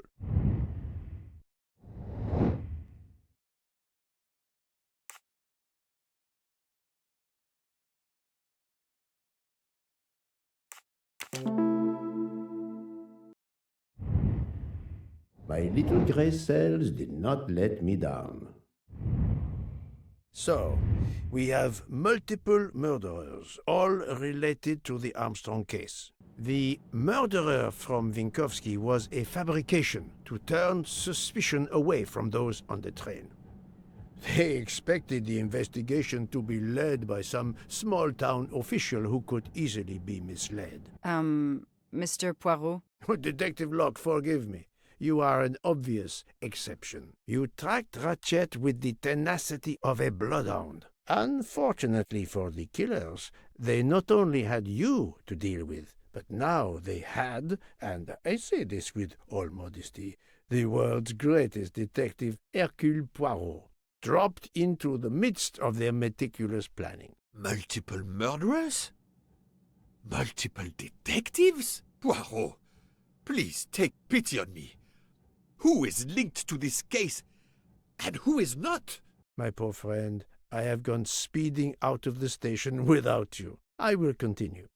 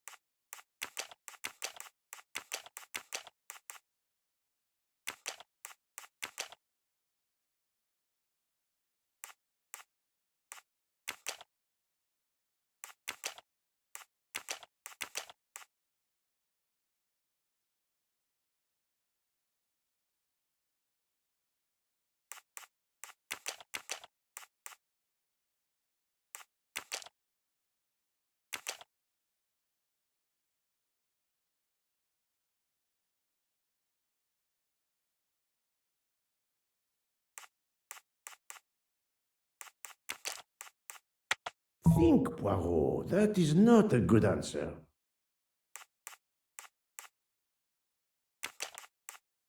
No, not good.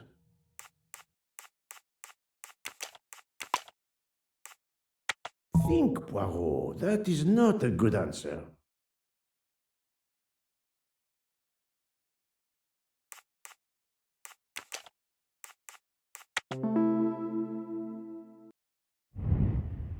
My little grey cells did not let me down. Fraulein Schmidt, Pierre Michel, Monsieur Hardman, and Monsieur McQueen are all linked to the Armstrong case. I also know that Sonia Armstrong's sister and godmother, Countess Andreni and Princess Dragomirov, are on this train. And finally, Detective Locke discovered that Mr. Foscarelli was the Armstrong chauffeur. If we add Detective Locke and Ratchet, of the 12 passengers in that coach, 9 have a connection with the Armstrong case. What next, Poirot? Or should I say, who next? It is time to summon everyone. Everyone? Even Dr. Constantine? The train crew other than Michel? Dr. Constantine, yes. I will need him. But we don't want the others as witnesses. I will see that their duties keep them occupied elsewhere. Excellent. I have always thought this moment in a case is much like Rodin unveiling the thinker before a captivated audience. A work of art. Have you not felt that way, Detective? No, Mr. Poirot. I'm happy just to slap the cuffs on him. Well, there is some artistry in that as well, I suppose. Where would you like the unveiling, Poirot? The lounge? Perfect. Then I will gather all the passengers in the lounge.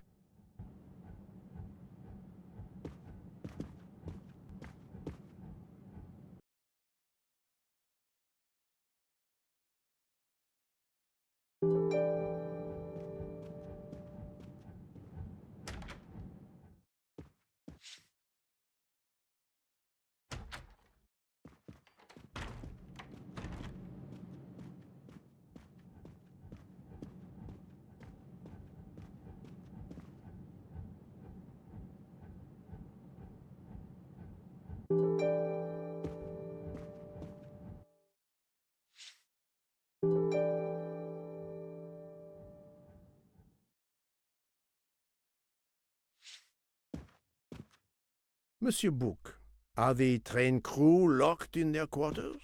Yes, they are. Then the stage is set for the final act.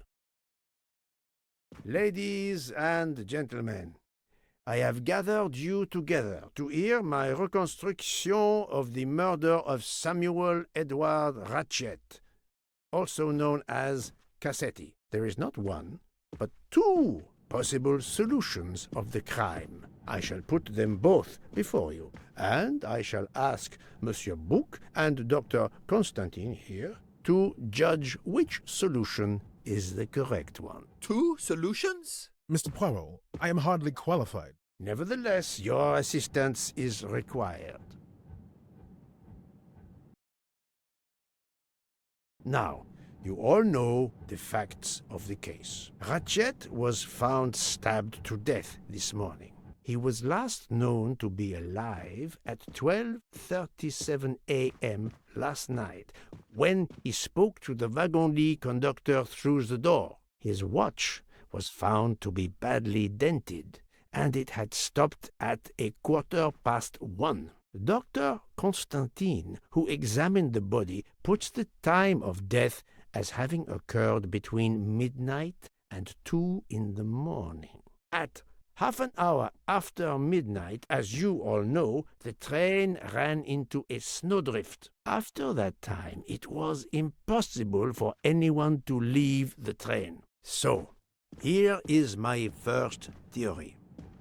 The enemy, as Ratchet expected, joined the train at Vinkovsky by the door left open by Captain Arbuthnot and Monsieur McQueen, who had just descended to the platform. He was equipped with a wagon-lit jacket, which he wore over his ordinary clothes, and a pass key which enabled him to gain access to Ratchet's compartment in spite of the doors being locked.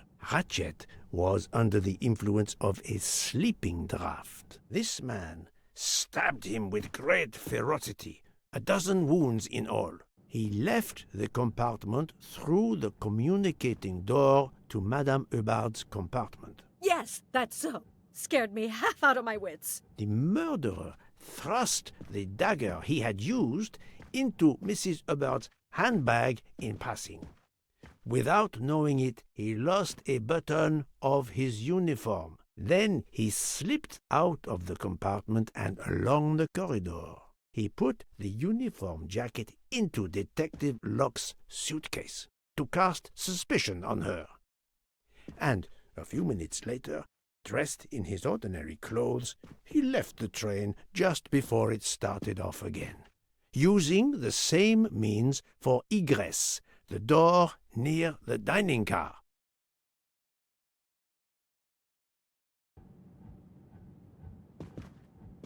That is the first hypothesis. But there's a second. For that, we must examine the motive for the crime. Why was Ratchet killed?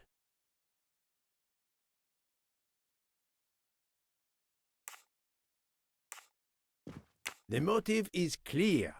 Revenge, of course. Nothing was stolen, and we know that Ratchet had made many enemies. This was a premeditated crime, meticulously planned Since the kidnapping and death of little Daisy Armstrong, which traumatized many people close to the family. Even when the police concluded that it was Suzanne Moreau, questions remained. Detective Locke continued her investigation, as did others. They became convinced the truth lay elsewhere. We now know who the real murderer of Daisy is.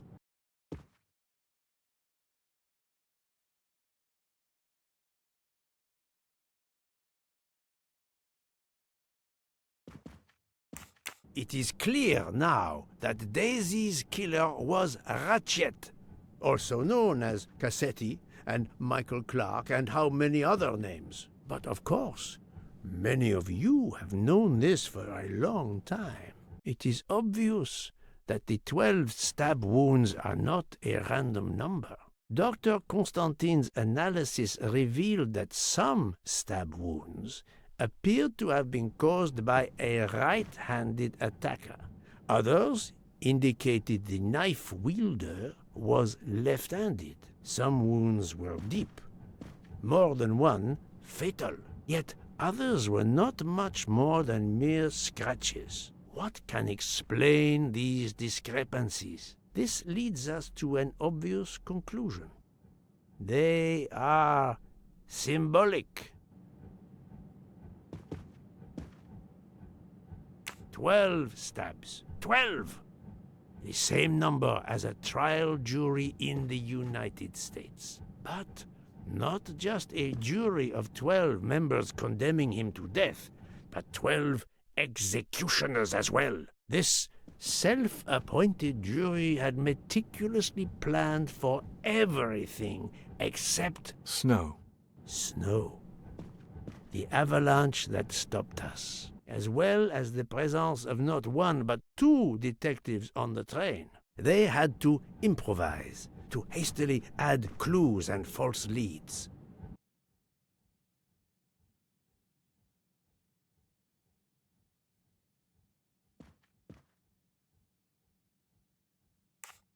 The time on Ratchet's broken watch was deliberately set to conceal the true time of the crime.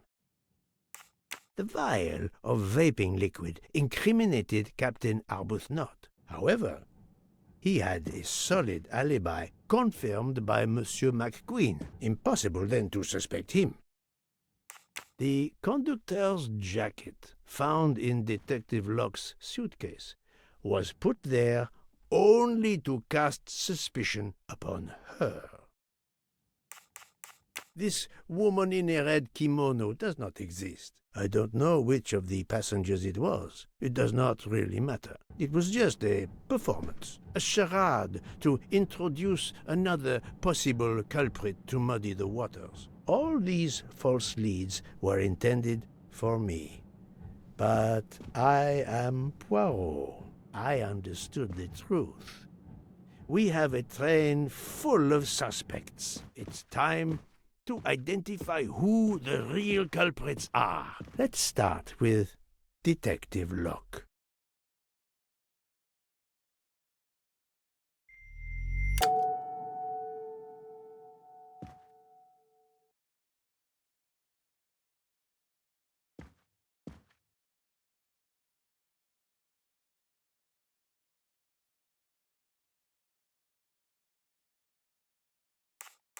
Planting the conductor's jacket in her suitcase was an attempt to implicate Detective Locke, but she couldn't fake her drugged condition. Dr. Constantine can testify that the drugged tea incapacitated her for hours, and she had 2 relapses. Let us move on to Monsieur McQueen.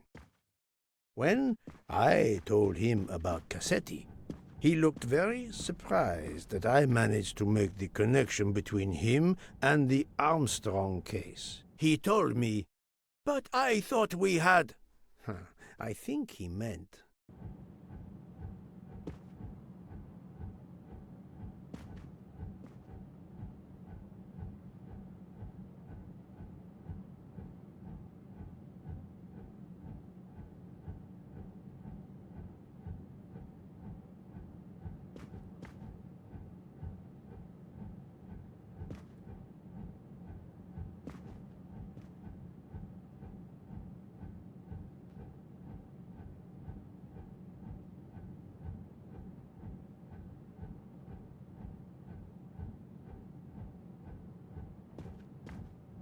No, he could not think that. You thought you didn't leave any real clues linking the murder to the Armstrong kidnapping. Moreover, you insisted that Ratchet did not speak French when you knew I had heard a voice calling out in French that was supposed to be Ratchet.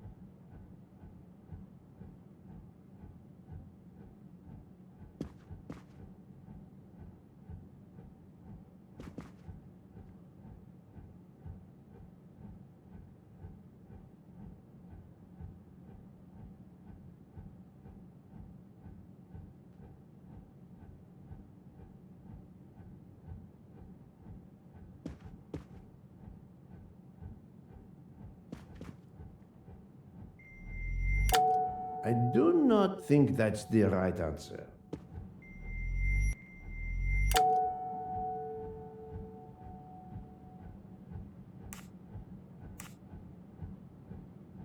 Even if he must have hated his boss, that's not proof he killed him. No, although I think he was the one who put the photograph in Ratchet's room to send him a last message before he died, I cannot prove it. You took some pleasure in leaving me false clues, I think. It was quite annoying. But you told me yourself that your father was the district attorney who handled the Armstrong case. The case haunted my father. At first, he believed Suzanne Moreau had helped her boyfriend, Noah, to kidnap Daisy, even though there were questions that went unanswered, and a young policewoman refused to let it go, continuing to find discrepancies, but never enough to reopen the official investigation. That policewoman sits there. Her name is Joanna Locke. Then tell him. Tell him how in the end my father believed you, how he resigned a job that he loved, racked with guilt that he may have let that monster go free. He died young, broken, his faith in justice broken. That's what Ratchet did to him. Thank you for your honesty, Monsieur McQueen. Your father is one more victim of the man who called himself Ratchet. Now, I will turn to Ratchet's valet, Monsieur Masterman.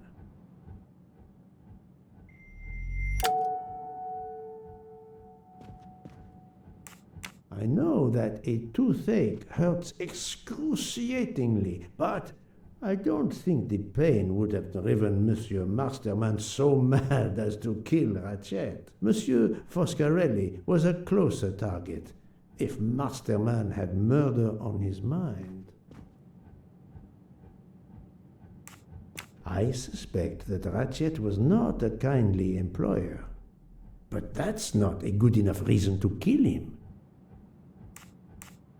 Ratchet sensed danger close to him and naturally wanted to stay awake. You gave him sleeping pills without his knowledge. Once he was sound asleep, you could do what you had to do in peace. Sir, I'll tell you the truth.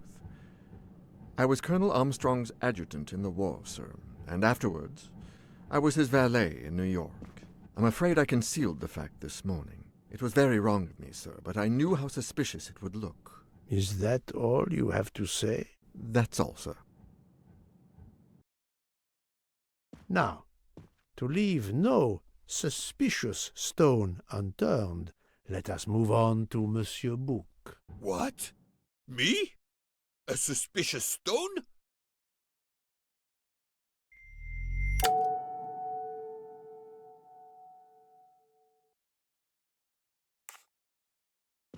book, my friend. Of course you are not guilty. You did everything you could to get me on this train. What madness would cause you to ensure, and I speak with all modesty, that the best detective in the world could be present to witness your crime? But doesn't our friendship count as well? Most assuredly, but a murderer can wear all sorts of masks, including friendship. Let us consider our ever-efficient wagon-lit conductor, Pierre Michel.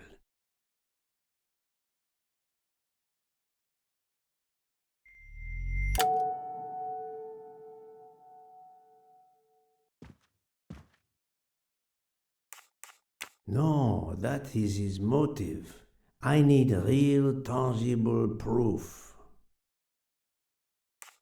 Your admission that you drugged Detective Locke immediately incriminates you. But the murder could not have been possible without your very capable assistance. Your knowledge of train procedures made the murder possible, and your position in the corridor of the train allowed you to be the perfect alibi for several passengers.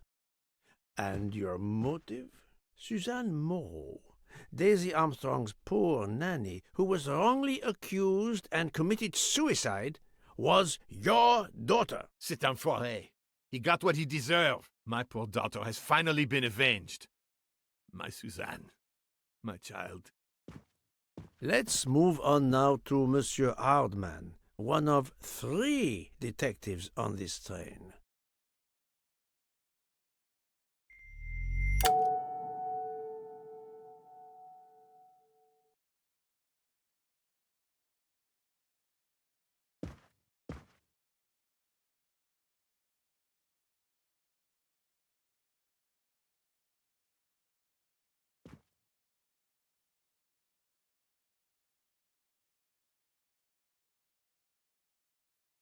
Monsieur Hardman, I think you are a real detective, but you were never hired by Ratchet. Your alibi was that you were watching the corridor to protect Ratchet, which, of course, you never did. You protected Pierre Michel.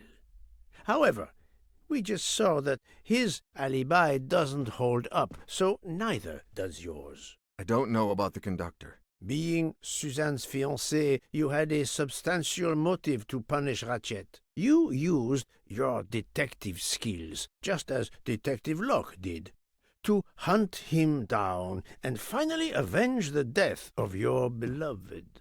That's right, Mr. Poirot. I do have some detective skills. I never doubted it. Now, Fraulein Schmidt, the lady's maid with the soul of a cook.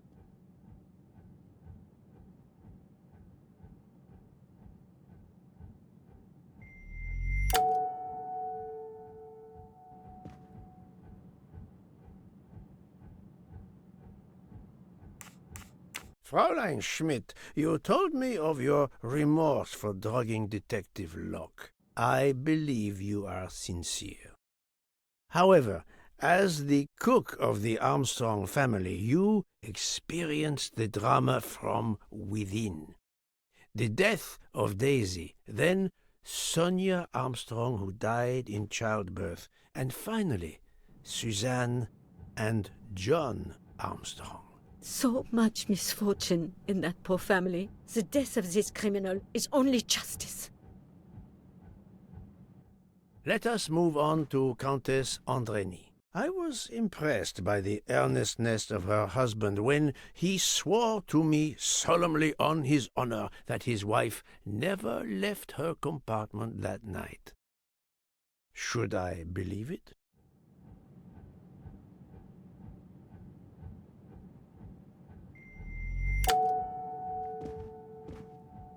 Even if it seems logical, it's more complicated than that. I believe Countess Andreny.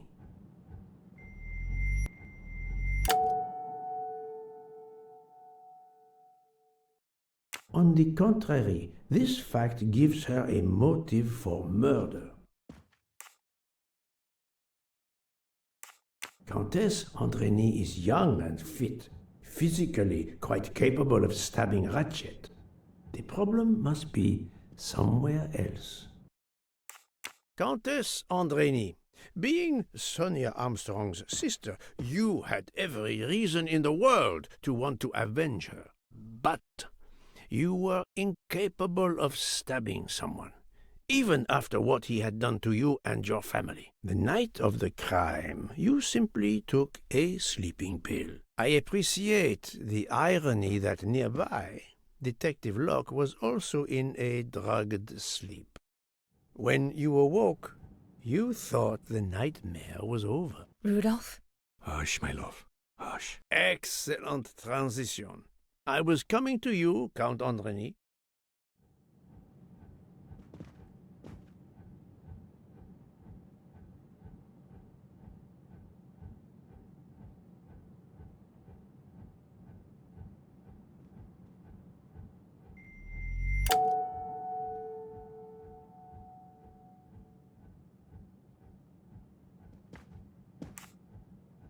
"12 people, a jury. This was very important to all of you. If Countess Andreny did not stab Ratchet, someone had to take her place. And you, Count, the beloved husband. I've seen how fiercely you love and protect your wife." Enough!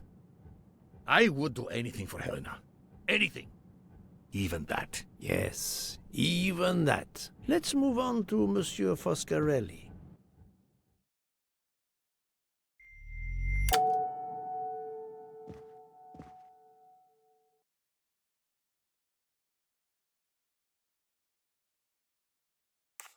Indeed, he is in good physical condition, but we cannot convict someone because he has muscles. Detective Locke found out that you were the Armstrong chauffeur, and that you planned to travel on the same train at the same time as Ratchet. That is what made her decide to obtain a ticket as well. Unfortunately, she could not prevent the murder. Have you lost your tongue, Mr. Foscarelli? Oh, Daisy. She was the delight of the house. Tonio, she called me.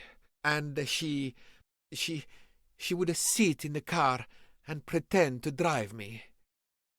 And you, Mademoiselle Olson, a champion for the immigrants, a worthy calling.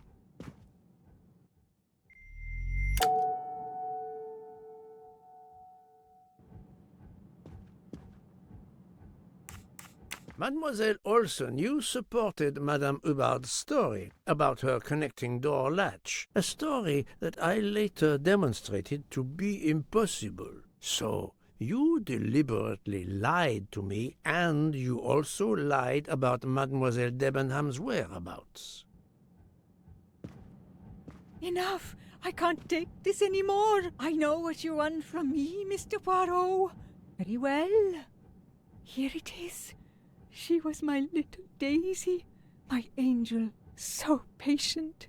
When I patched a scrape or took her temperature, that was my job. But she was so much more to me. She was a shining light in an ever-darkening world. I've tried to honor her by caring for children who have lost everything. Thank you, Mademoiselle Olson. You too shed light on your part in this mystery.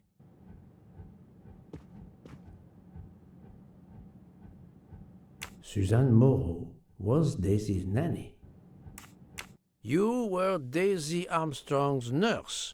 I will ask you no more questions. It is enough that you have admitted what I know to be the truth, and I understand. Let's move on.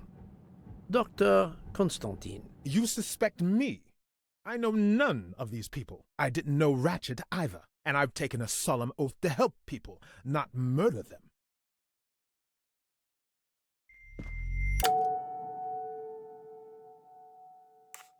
Dr. Constantine was certainly helpful to my investigation, but that does not prove he is innocent. You are one of the few people in this room not to have any connection with the Armstrong case. Moreover, your alibi is confirmed by Monsieur Bouc, whom I would trust with my life. That is very kindly said, my friend. We now come to Mademoiselle Debenham and Captain Arbuthnot, whose relationship was not in doubt from the moment I inspected your room at the hotel. You have a bloody nerve. Indeed, I do. We're getting married. Congratulations. But I would rather talk about your relationship to John Armstrong.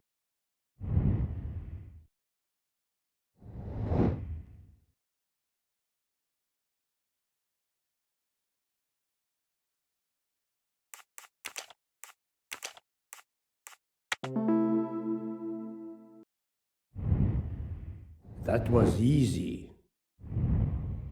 Captain Arbuthnot, you served in the army with John Armstrong. What I don't understand is why a man your age is still a captain. One might expect you to be a colonel as well. Ever fought in a war, Poirot? It was war that first brought me to England. Then you know what it's like.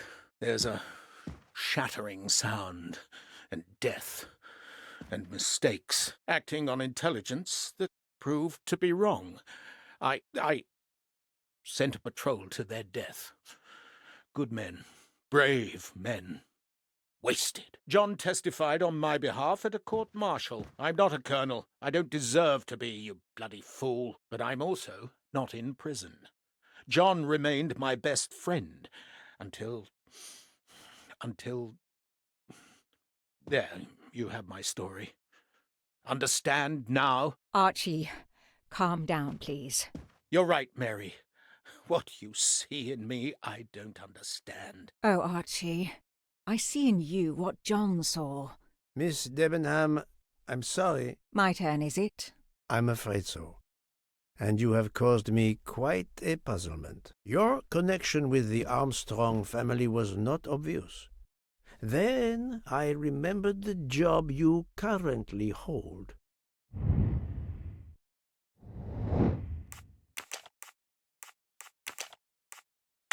This is wrong, but I'm never far from the truth.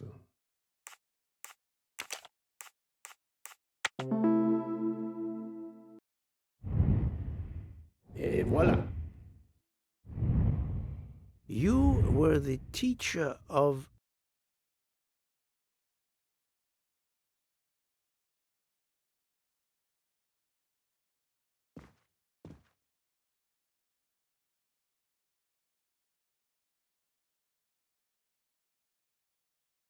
No, she was the teacher of Countess Andrény.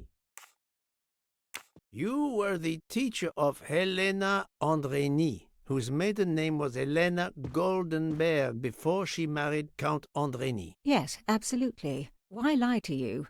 She was an excellent student. Captain Arbuthnot.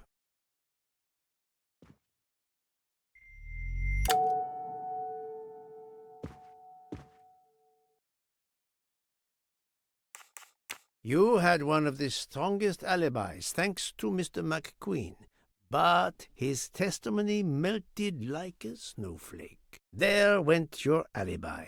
Poof! Unless you have another one. As for you, Mademoiselle Debenham,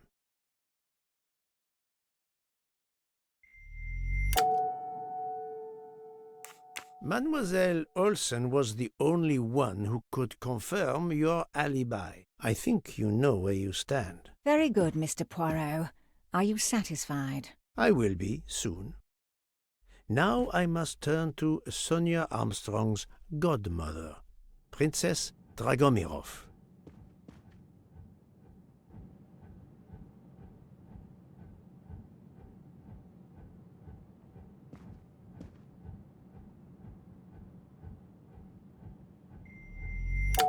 I do not think that's the right answer.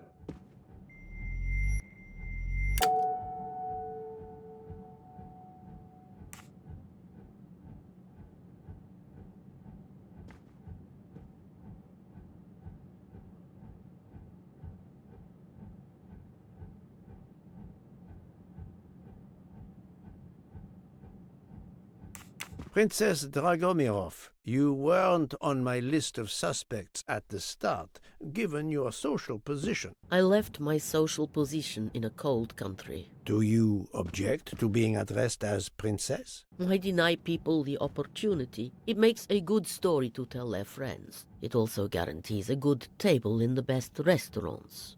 Princess, there is also, forgive me, your extreme physical fragility. It does not stop me when I must be strong. Indeed. Of more importance, though, is the fact that you're the only left-handed person on the train, and the single blow to Ratchet from a left-handed person was very, forgive me, weak. Finally, I'm afraid I know the alibi that you shared with Fraulein Schmidt is false. You have been very thorough, sir. I hope you will permit me to say we are much alike. I am honored. Now it is time to end with Mrs. Hubbard, or should I say, Linda Arden. If Princess Dragomirov hadn't told me about her relationship with this famous actress, I might not have made the connection. But you are a great actress, madame. Your performance as a flighty, self-involved woman was superb. I never would have guessed something entirely different. As for what ties you to the Armstrong family, it is obvious.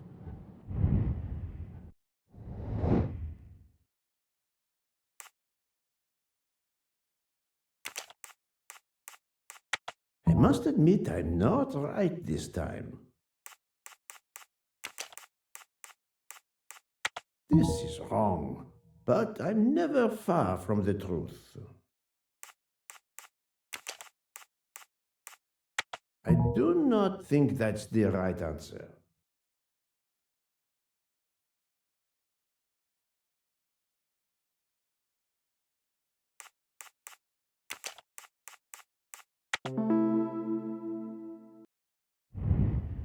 That's the right answer.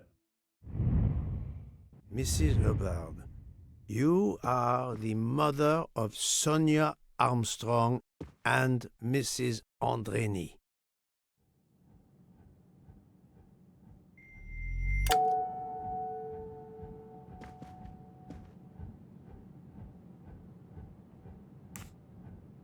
The fact that Mrs. Hubbard has direct access to Ratchet's room is no accident, but it does not incriminate her directly. The fact that Madame Hubbard is actually Linda Arden, Sonia's mother, and a gifted actress of stage and screen, a woman who could teach her fellow conspirators how to play their roles, makes her one of the best placed to organize the murder, no, the execution of Ratchet. But I need material proof. Madame Hubbard, you really are a remarkable actress. You put so much effort into your character and into staging the murder. I saw it as a perfect mosaic, each person playing his or her allotted part, so carefully arranged that if suspicion should fall on any one person, the evidence of one or more of the others would clear the accused person and confuse the issue. Everything was meticulously planned. But you hadn't expected that Detective Locke and I would be on this train, and the avalanche would block it on the night of the murder. You had to improvise.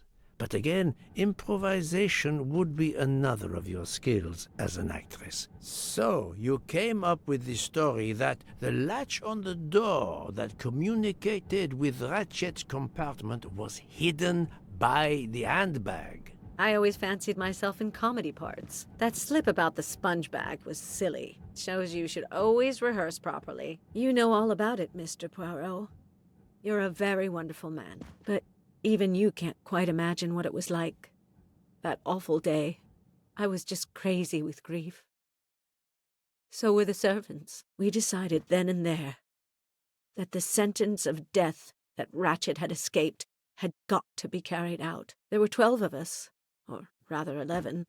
Suzanne's father was over in France, of course. First, we thought we'd draw lots as to who should do it, but in the end we decided on this way. It was the driver, Antonio, who suggested it. Mary worked out all the details later with Hector McQueen. It took a long time to perfect our plan. We first had to track Ratchet down. Hardman managed that in the end. Then we had to try and get Edward and Hector into his employment. Well, we managed that. Then we had a consultation with Suzanne's father. Captain Arbuthnot was very keen on having 12 of us. He seemed to think it made it more orderly. He didn't like the stabbing idea much.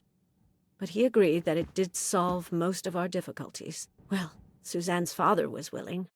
Suzanne had been his only child. We knew from Hector that Ratchet would be coming back from the east, sooner or later, by the Orient Express. With Pierre Michel actually working on that train, the chance was too good to be missed. My daughter's husband had to know, of course, and he insisted on coming on the train with her. Hector wrangled it so that Ratchet selected the right day for traveling when Michel would be on duty. And then, at the last minute, you came. For the rest of the story, you worked out everything, Mr. Poirot. You were right about all of us. What are you going to do about it? If it must all come out, can't you lay the blame upon me, and me only? I would have stabbed that man 12 times willingly. It wasn't only that he was responsible for my daughter's death, and her child's, and that of the other child who might have been alive and happy now. It was more than that. There had been other children kidnapped before Daisy, and there might be others in the future. Society had condemned him. We were only carrying out the sentence, but it's unnecessary to bring all these others into it, all these good, faithful souls. You are a director of the company, Monsieur Bouc. What do you say?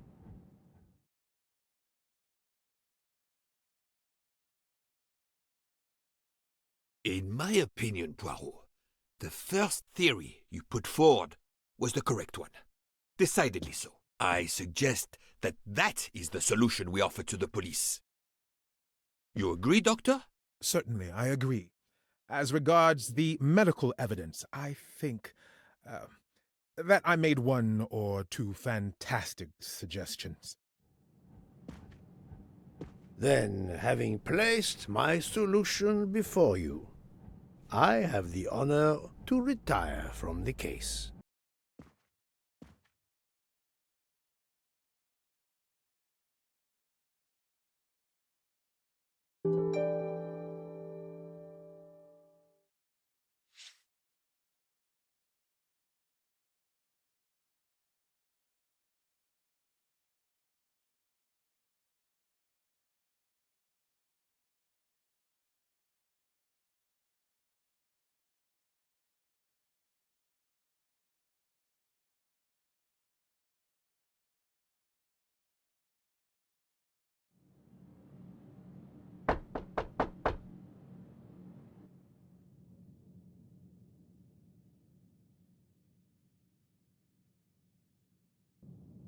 I'm sorry to wake you up in the middle of the night, Poirot, but it couldn't wait. There was a detail that bothered me in my preliminary autopsy of Ratchet's body. I went back to examine the body and I discovered a wound covered by another. The blow I hadn't seen was delivered by a thinner, sharper blade. So there were not 12, but 13 stab wounds. 12 stabs for 12 jurors. It doesn't work with 13 wounds. The symmetry is destroyed. It can't be one of the culprits who stabbed him twice? Doctor, a different knife was used. There is only one explanation.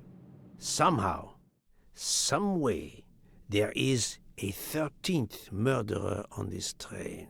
We must tell Bouc. The case is not solved.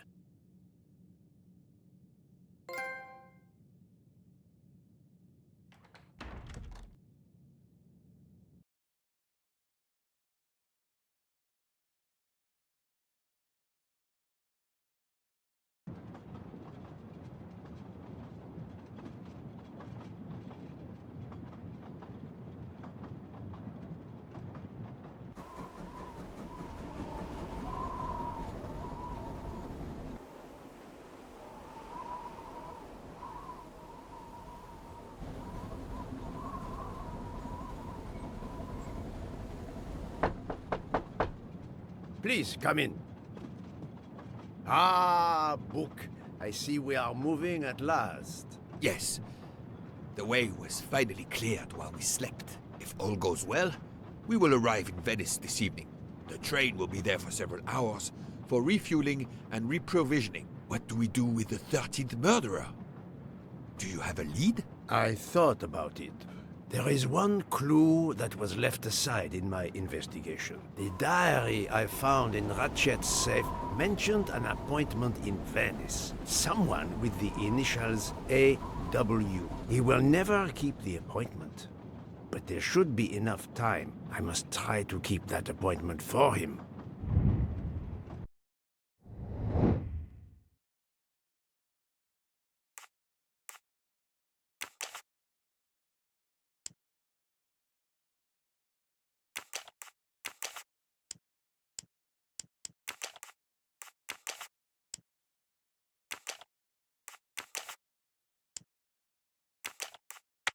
Think, Poirot. That is not a good answer.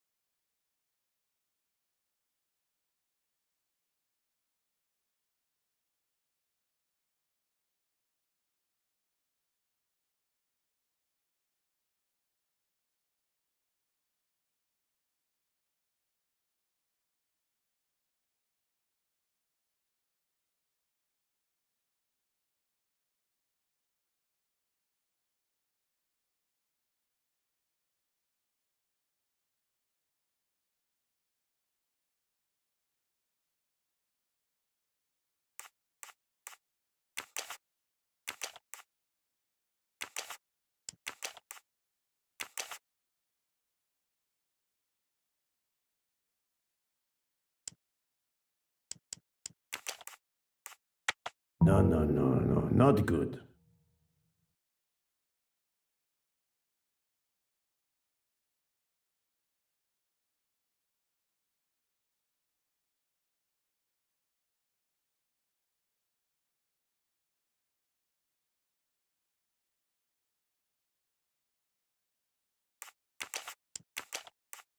This is wrong, but I'm never far from the truth.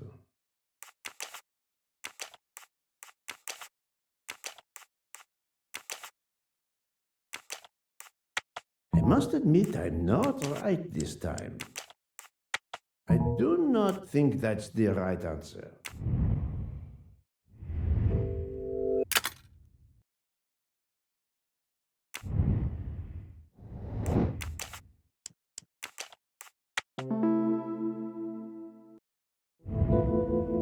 That's the right answer.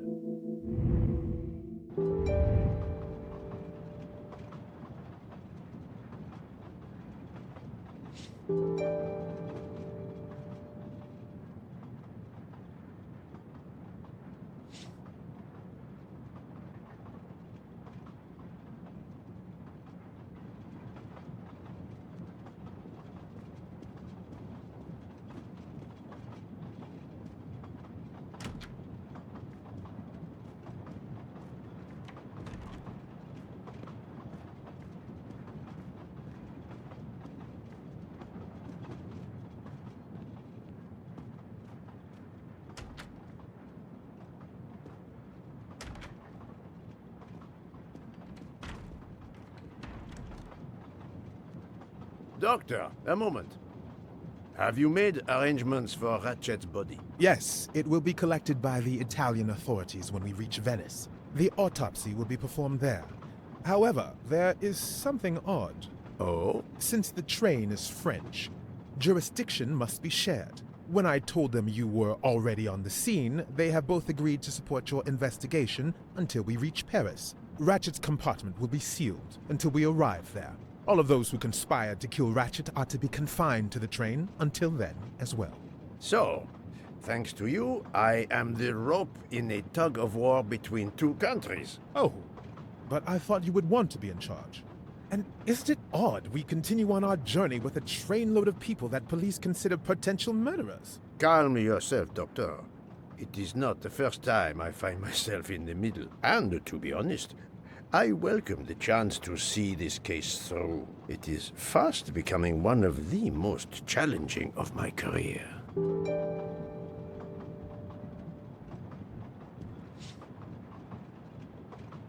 Would you be able to accompany me to Venice to follow a lead? I'm honored you asked me, my friend. I would have loved to help you. But I have to manage the situation here. I must make sure no one gets off the train in Venice, and that Ratchet's body is transferred. So, my dear book, how does our journey progress? We are well on our way to Venice. All of our passengers are locked in their rooms by order of the authorities. I watch them when they want to stretch their legs, like the captain there behind you. I see that you have the situation well in hand.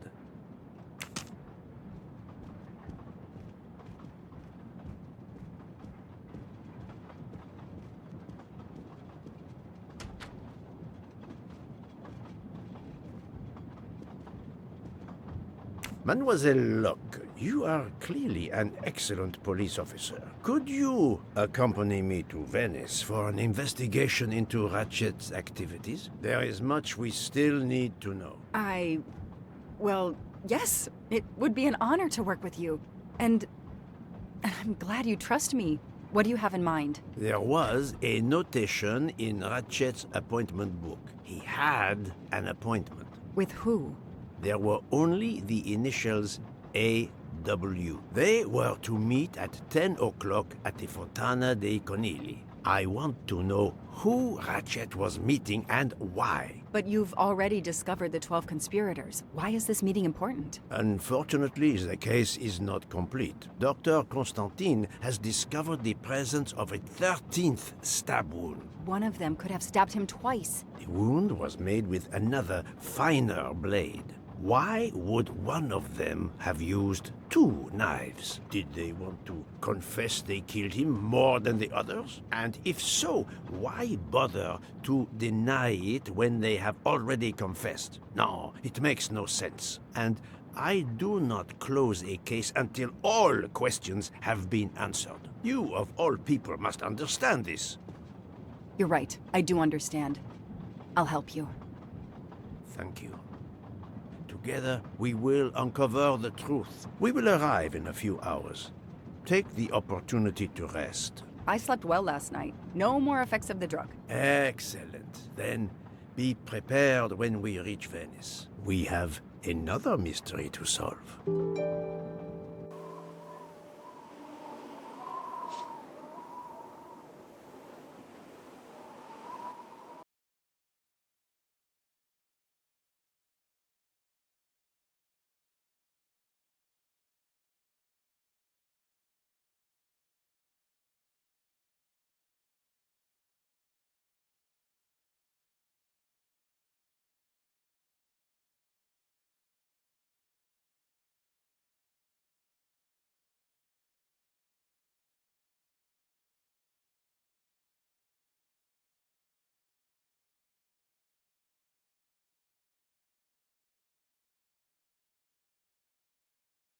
This is the third embarking dock, and no gondoliers available at all. With Carnival, you can't find a gondolier to cross that damn canal. They're all booked. The worst thing is that the fountain is just across this canal. We're almost there.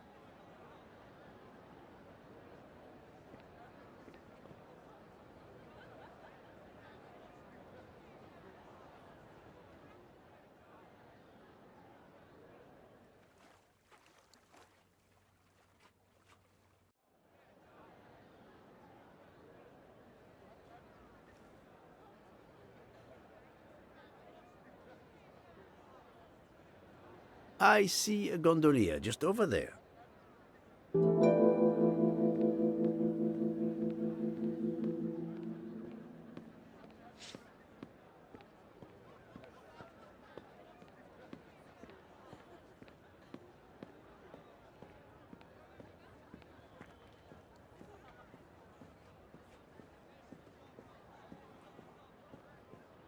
Hi there. We'd like to cross the canal, please. There is a bridge about a kilometer down the canal. Please. According to the map, the Fontana dei Conigli is just across the canal here. No, I, Gabriele, cannot help you. I'm sorry. We'll miss the 10 o'clock rendezvous if we try to get through this crowd, and have to walk a kilometer in both directions. Why is he refusing to take us across? He looks upset.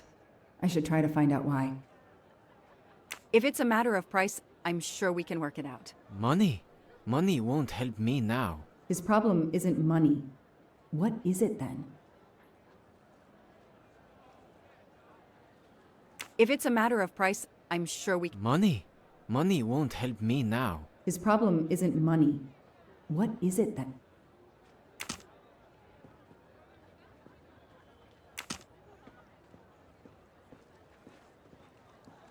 I am sure this little problem will pose no challenge to you.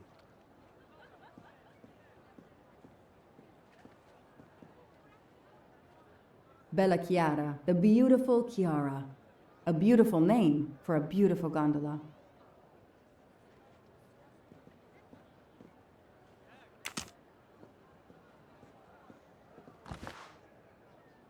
Ah, what a sham. A beautiful bouquet crushed by revelers.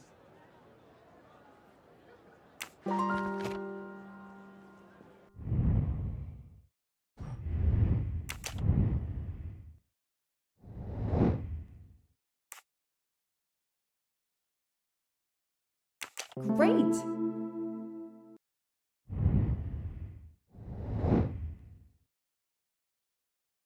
Excellent! Score. 1 for the good guys.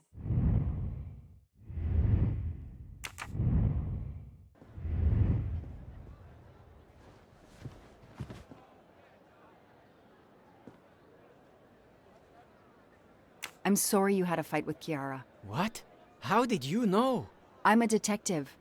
I'd like to help, if I can. If you have a spare engagement ring, detective, I'll take it.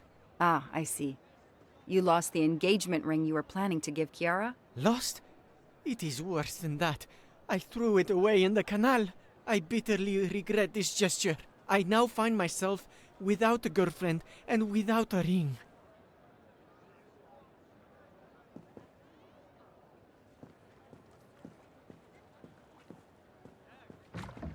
If we find the ring, maybe the gondolier will take us across. You are right. There is not much time. I will help you.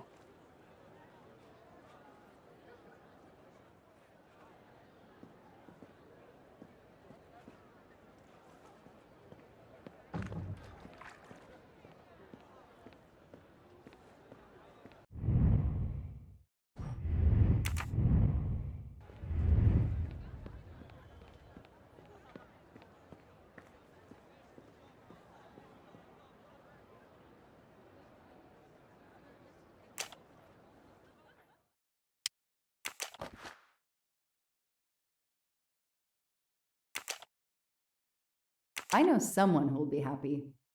I know someone who'll be happy.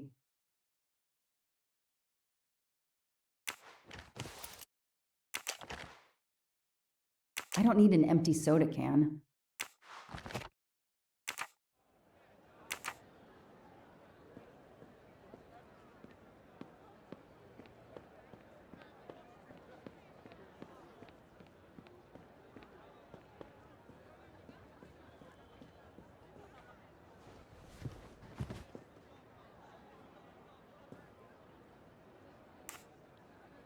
Excuse me.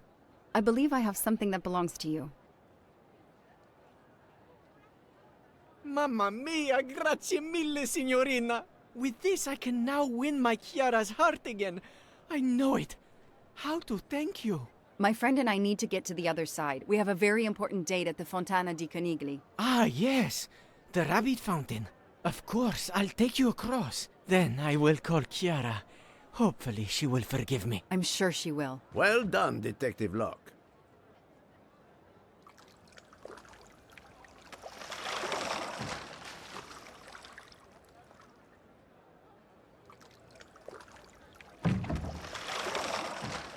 This district of Venice is very charming. You will love it.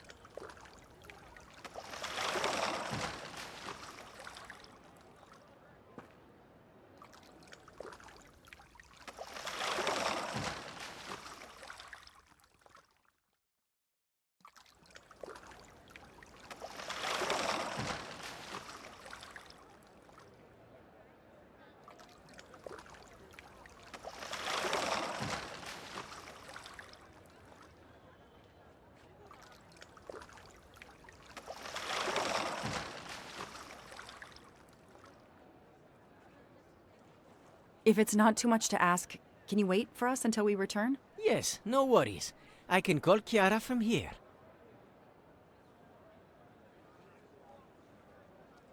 You cannot miss it. Got it. Thank you. Thank you, Signorina. You have made me the happiest gondolier in Venice. Do you forgive me?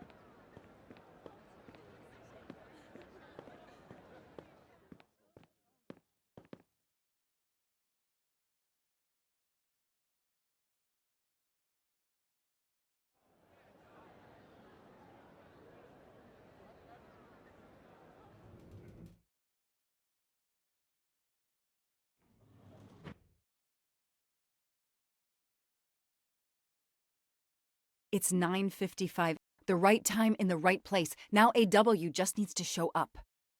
You made me run, Detective Locke.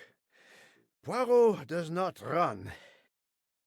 I'll wait, sitting down.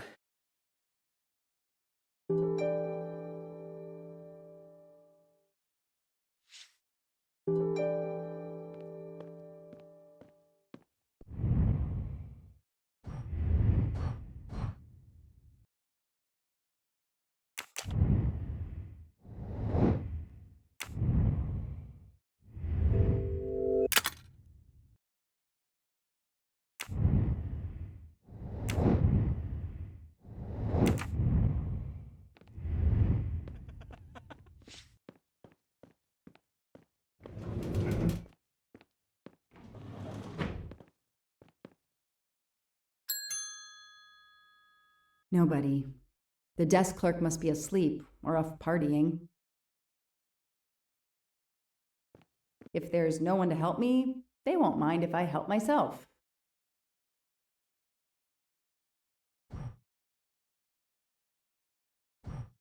Nothing to do with what I'm looking for.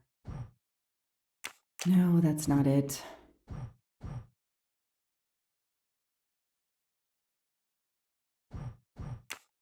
That doesn't help much.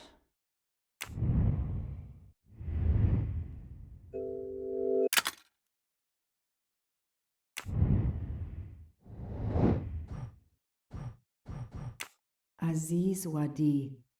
That's the only name that corresponds to the initials AW. Spaziente, non ti ho sentito. Posso aiutarla?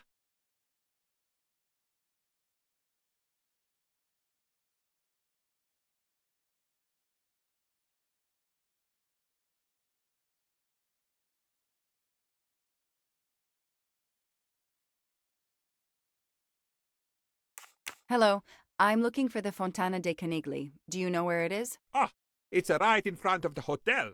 It's easy to recognize because of rabbits. Thank you.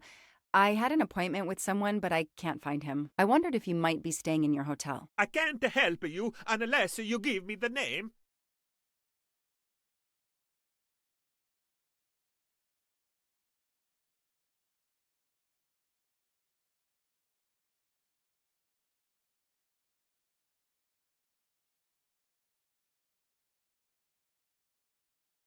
I have an appointment with Mr. Aziz Wadi. Do you know if he's here? Well, unfortunately, he left the hotel this morning. He seemed to be in a hurry, but he left a carta. You are? I'm Mrs. Ratchet. Mr. Wadi asked me to give the message to the signore, but I suppose this is okay.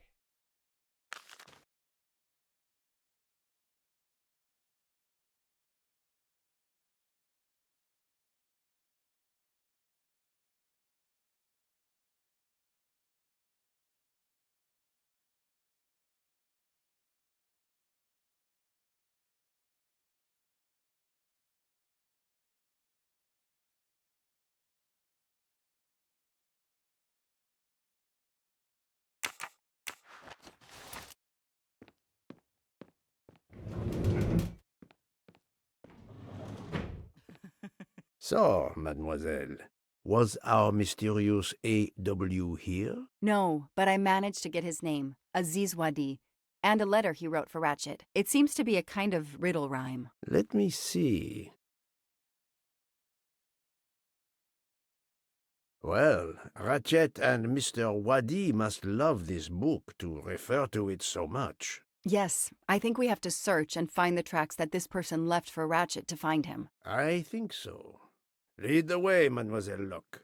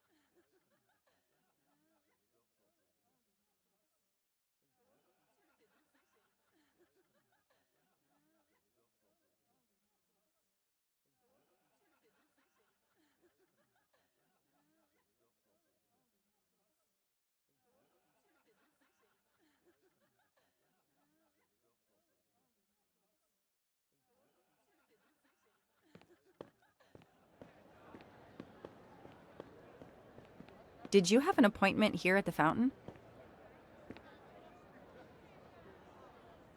Yes, to party.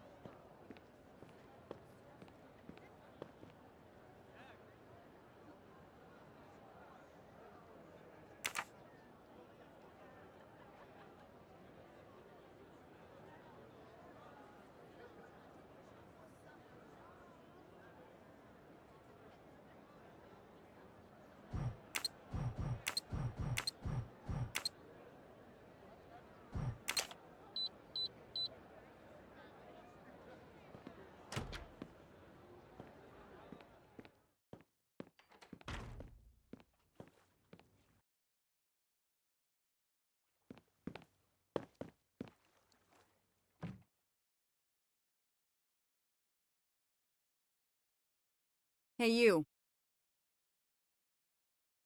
I can't lose them.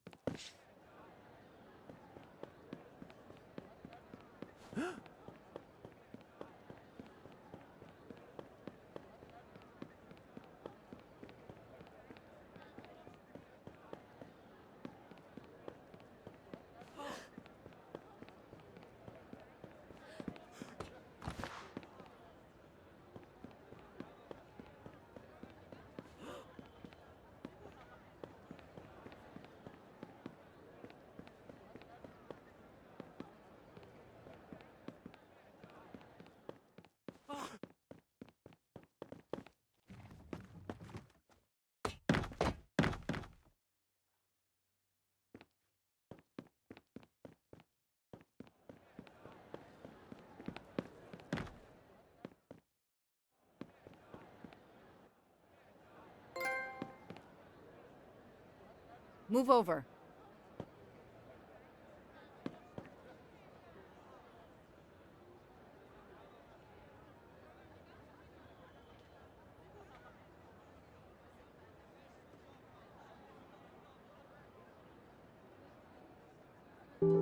Too many! Too many masks! The murderer could be standing there watching me and laughing.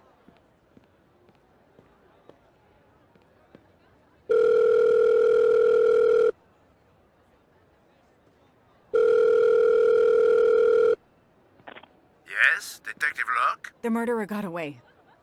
I'm coming back, but it looked like he dropped something when he climbed the first wall. All right, I'll go and see. For my part, unfortunately, I could do nothing for the victim. He was already dead. I have already alerted the Italian authorities. I will see what I can find while I wait for them.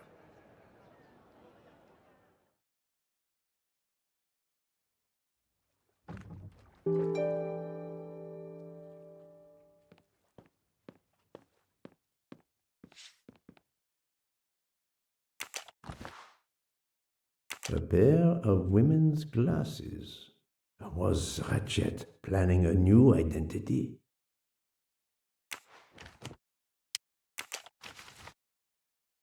There must be several tens of thousands of dollars in this bag.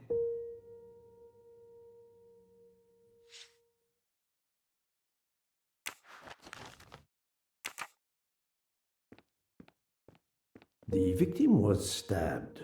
Apparently the method of choice in this case.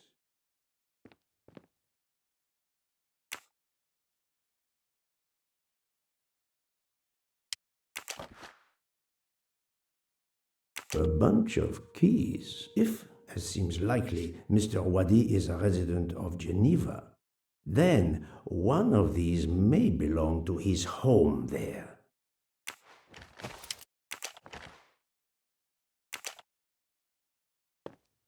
Mr. Wadi's Swiss passport. I'll see if I can find a match on the internet to confirm his identity.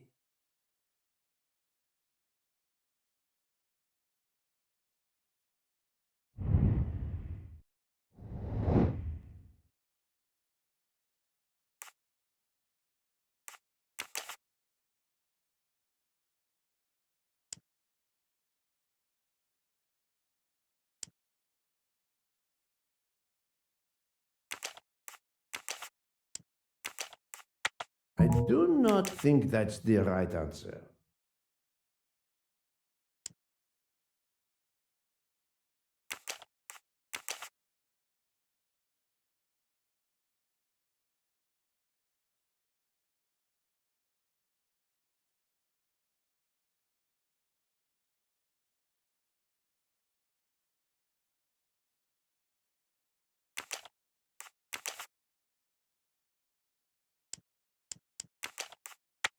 Think, Poirot. That is not a good answer.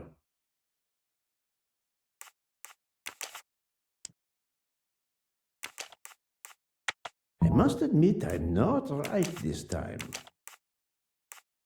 This is wrong, but I'm never far from the truth.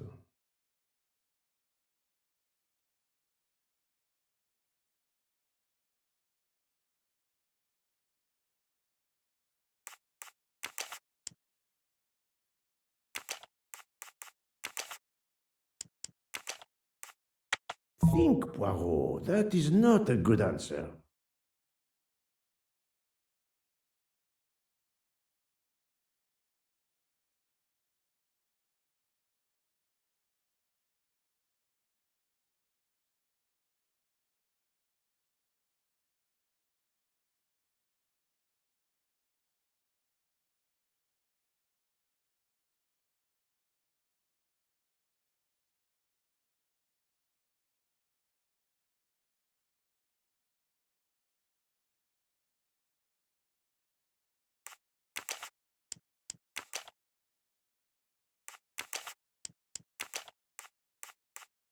No, not good.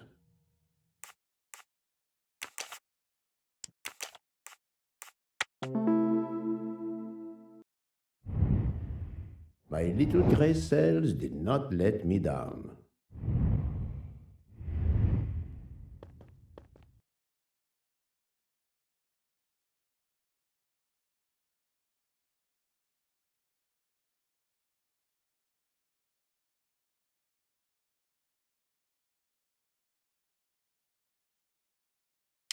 Various clothes in a suitcase.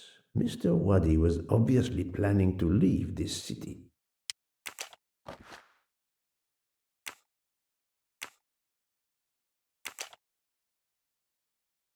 Mr. Waddy's Swiss passport.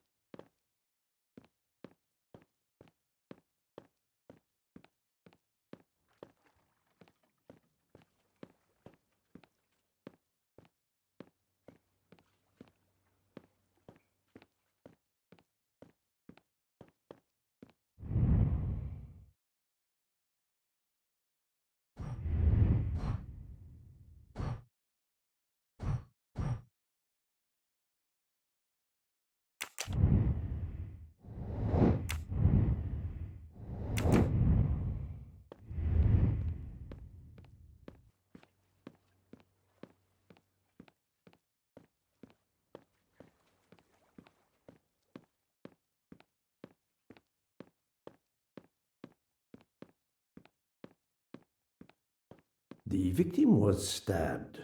Apparently the method of choice in this case.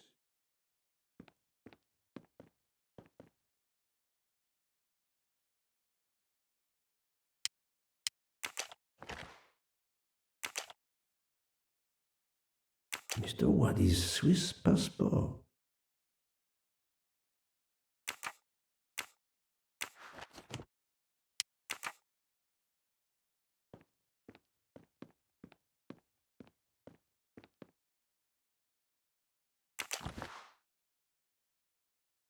A pair of women's glasses. Was Ratchet planning a new identity? There must be several tens of thousands of dollars in this bag.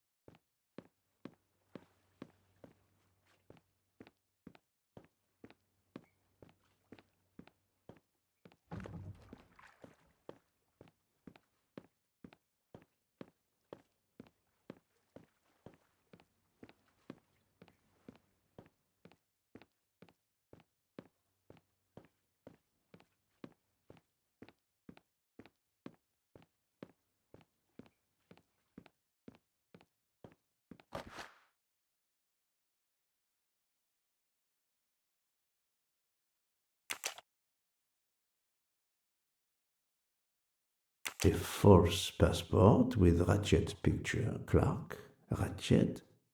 How many others? Now he will become Enrico Caldo. It appears Ratchet changed his identity as often as his socks.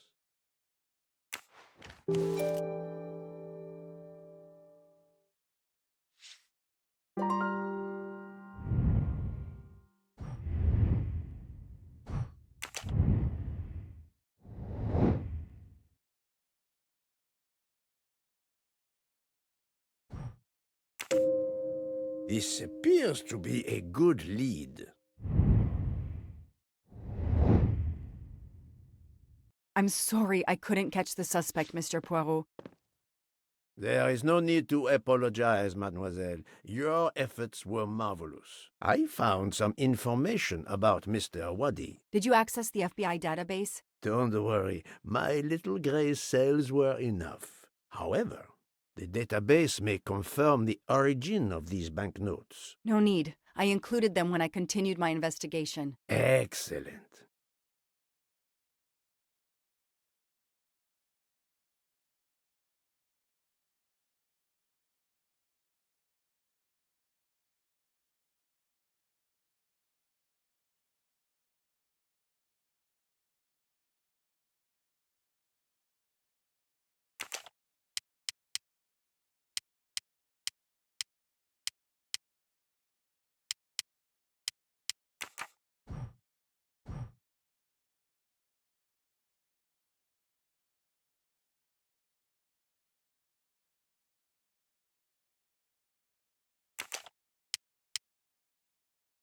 The detective gets it right.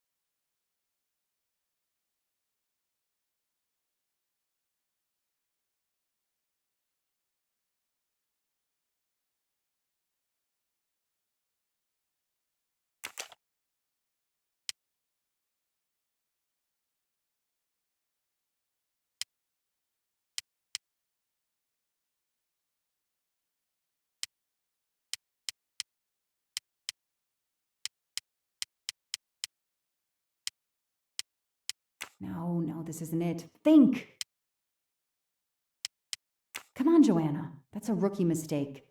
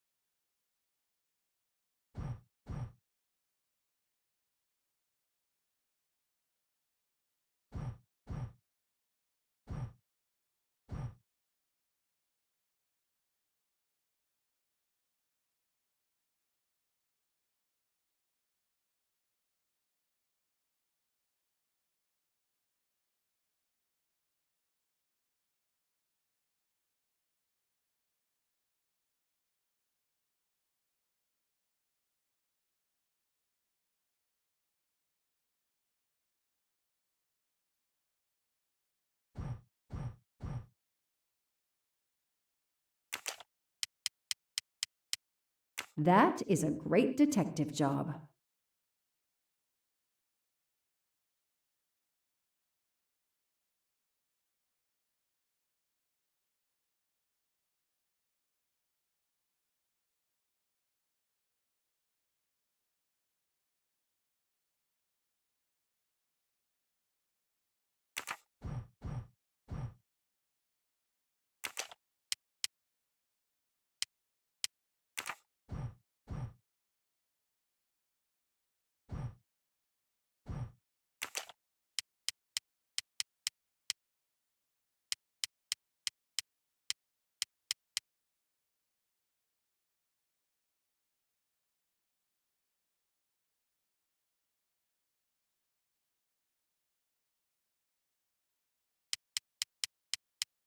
No, this isn't it. Think!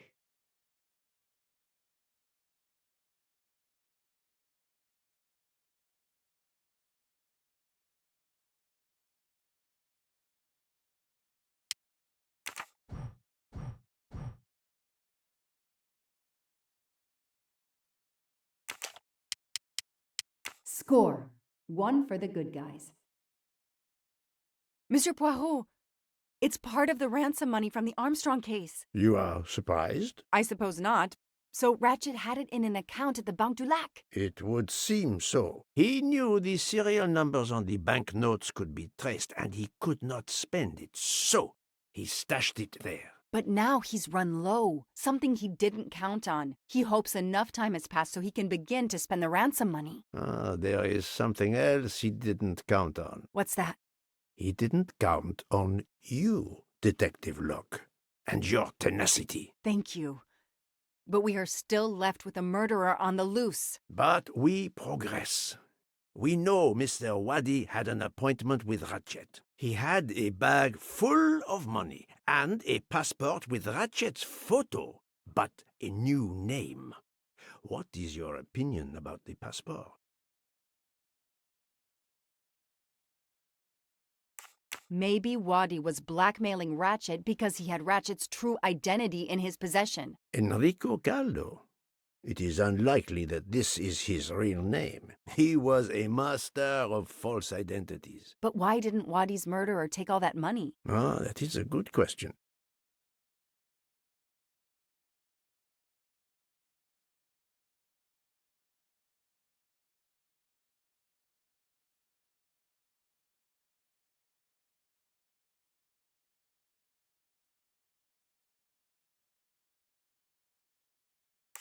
The bag isn't very big. He could have easily run away with it. If he didn't take it, it was deliberate. He wasn't interested in the money. If the motive wasn't money, it leaves passion or revenge for motive. So, Detective Locke, what do you think?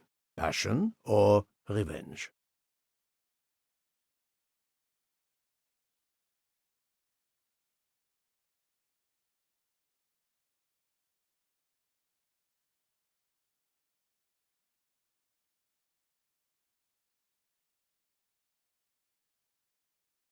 Revenge seems like an obvious motive to me. The murderer carefully followed Wadi from the fountain to the new meeting place despite Wadi's precautions. That is cold and careful. Excellent.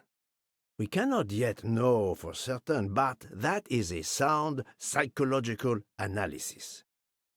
We have an idea of the motive. It is the same motive as that of our 12 would-be murderers on the train. But we still must know who was under that mask.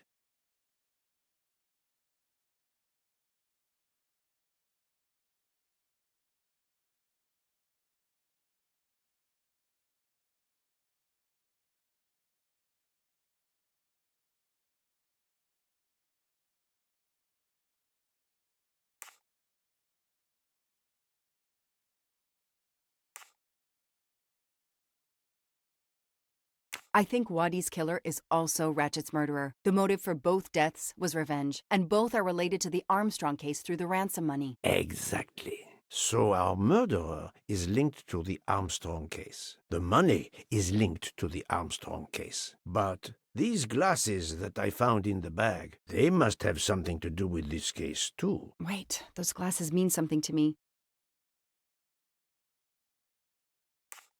Wait, I know. I've seen these. They belong to Suzanne Moreau, little Daisy's nurse. I remember seeing them in her bedroom, but they were gone the day she died. I remember the press saying that the nurse had committed suicide. I've always believed otherwise, and the glasses are proof that she was killed by Ratchet, or his accomplice. He took those glasses. I always had a gut feeling, but now, Mr. Poirot, now I have proof Suzanne was innocent. Yes, you do. But the question I ask myself is this. Why did Ratchet keep these glasses? Ratchet used to leave fake evidence at the scene of his crimes to incriminate others. He did the same thing to frame Suzanne. Possibly. But keeping an object belonging to his victim as a souvenir of the murder, that is the behavior of a fetishist. Now that you mention it, in my investigation at the time, I had already found Daisy's hair clip in Ratchet's cabin, and now we find Suzanne's glasses in a bag for Ratchet. 2 objects from 2 victims of Ratchet. He is a trophy hunter. Okay, we managed to clear up some of the gray areas. What now? The bag only contained a fraction of the $1 million ransom of the Armstrong case. The rest must still be in a secure place. I will make a wager with you that it is the Banque du Lac in Geneva where Mr. Waddy worked. Waddy was also the keeper of Ratchet's secrets. They were killed by the same murderer. Agreed. Well, there is nothing more we can do here except wait for the police. Prepare yourself for a long evening with the police. We have a lot of explaining to do. And after that? A visit to Geneva, perhaps?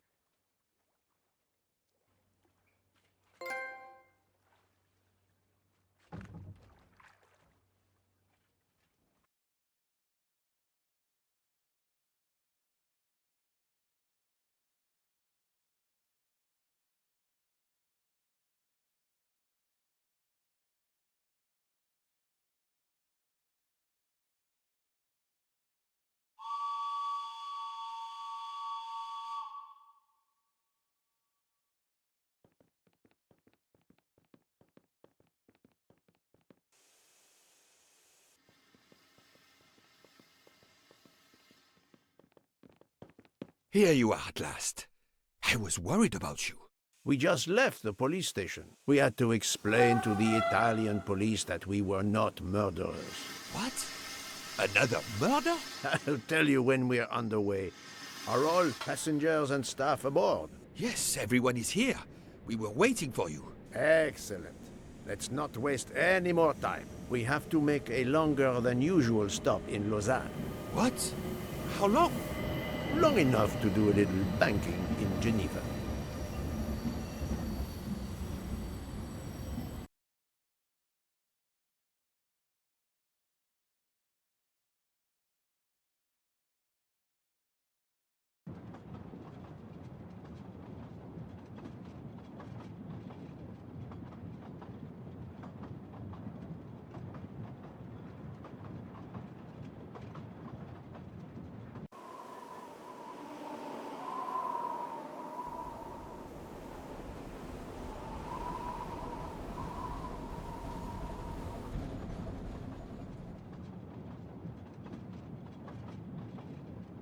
But this is madness.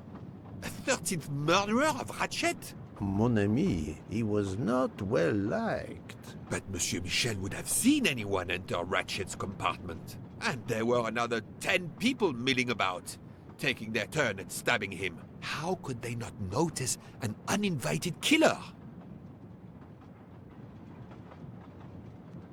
Pierre Michel's testimony is, of course, false. He was actively involved in the murder plot. I must know his real movements to understand when our 13th murderer could have acted undetected.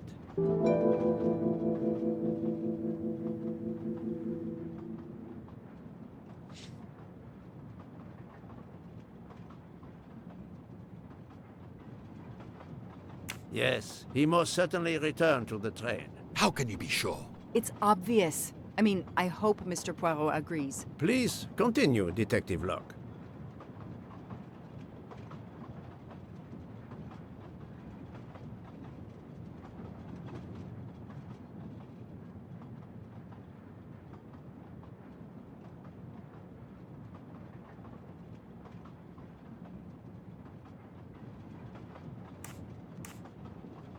All the passengers and crew are still aboard. If the killer of Mr. Waddy had remained in Venice, we would have noticed right away that someone was missing, and we could have alerted the authorities. I promise you, I made certain everyone was aboard before we embarked. Book, calm yourself. Calm myself? But we're back where we started. There is still another murderer on my train. Wait a moment. Can I change my mind about my verdict? Can we turn everyone over to the police? Everyone? Including ourselves? What? No. No. Oh, it's a nightmare. Let us take it step by step, my friend. We can start by eliminating all of the members of the Ratchet jury.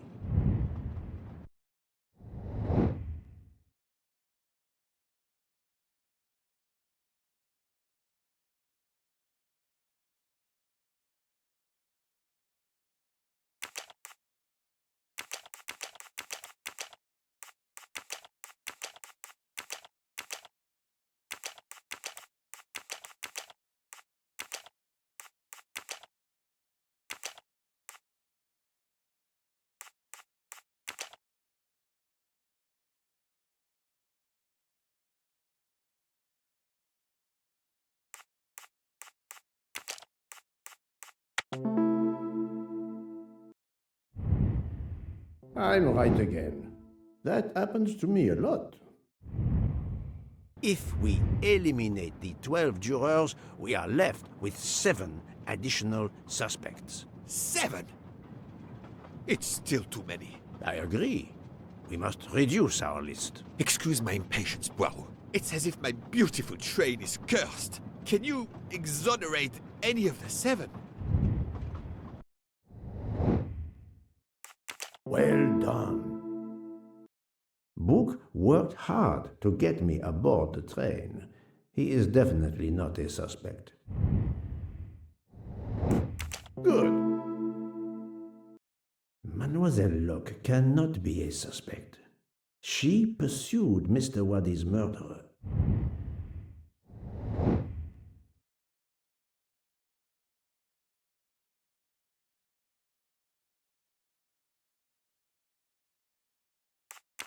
Yes. Dr. Constantine alerted me to the 13th stab wound. He is not a suspect. That was easy. I have 4 suspects left who I must now examine more closely. Miss Nielsen, Monsieur Maury, Monsieur Fauché, and Countess Andrény. One of my employees? Suspicious? All 3 got off the train in Venice to restock supplies. Any one of them might have slipped away without being noticed. I suppose.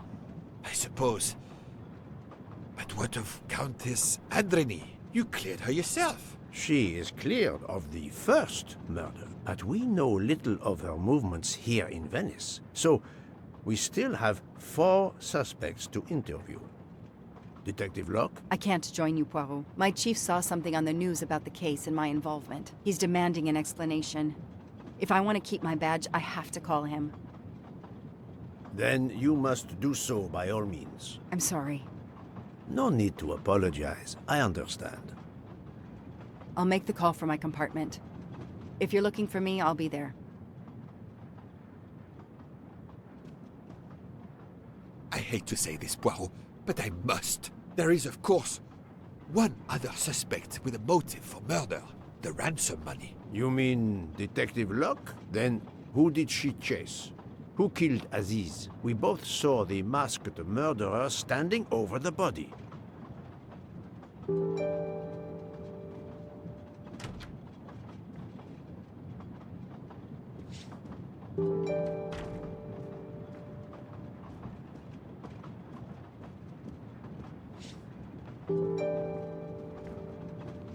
Ah, Michel, I have a few more questions to ask you, if you will allow me. Anything, Monsieur Poirot. We are in your debt. Please tell me your movements when we were stopped at Venice Station.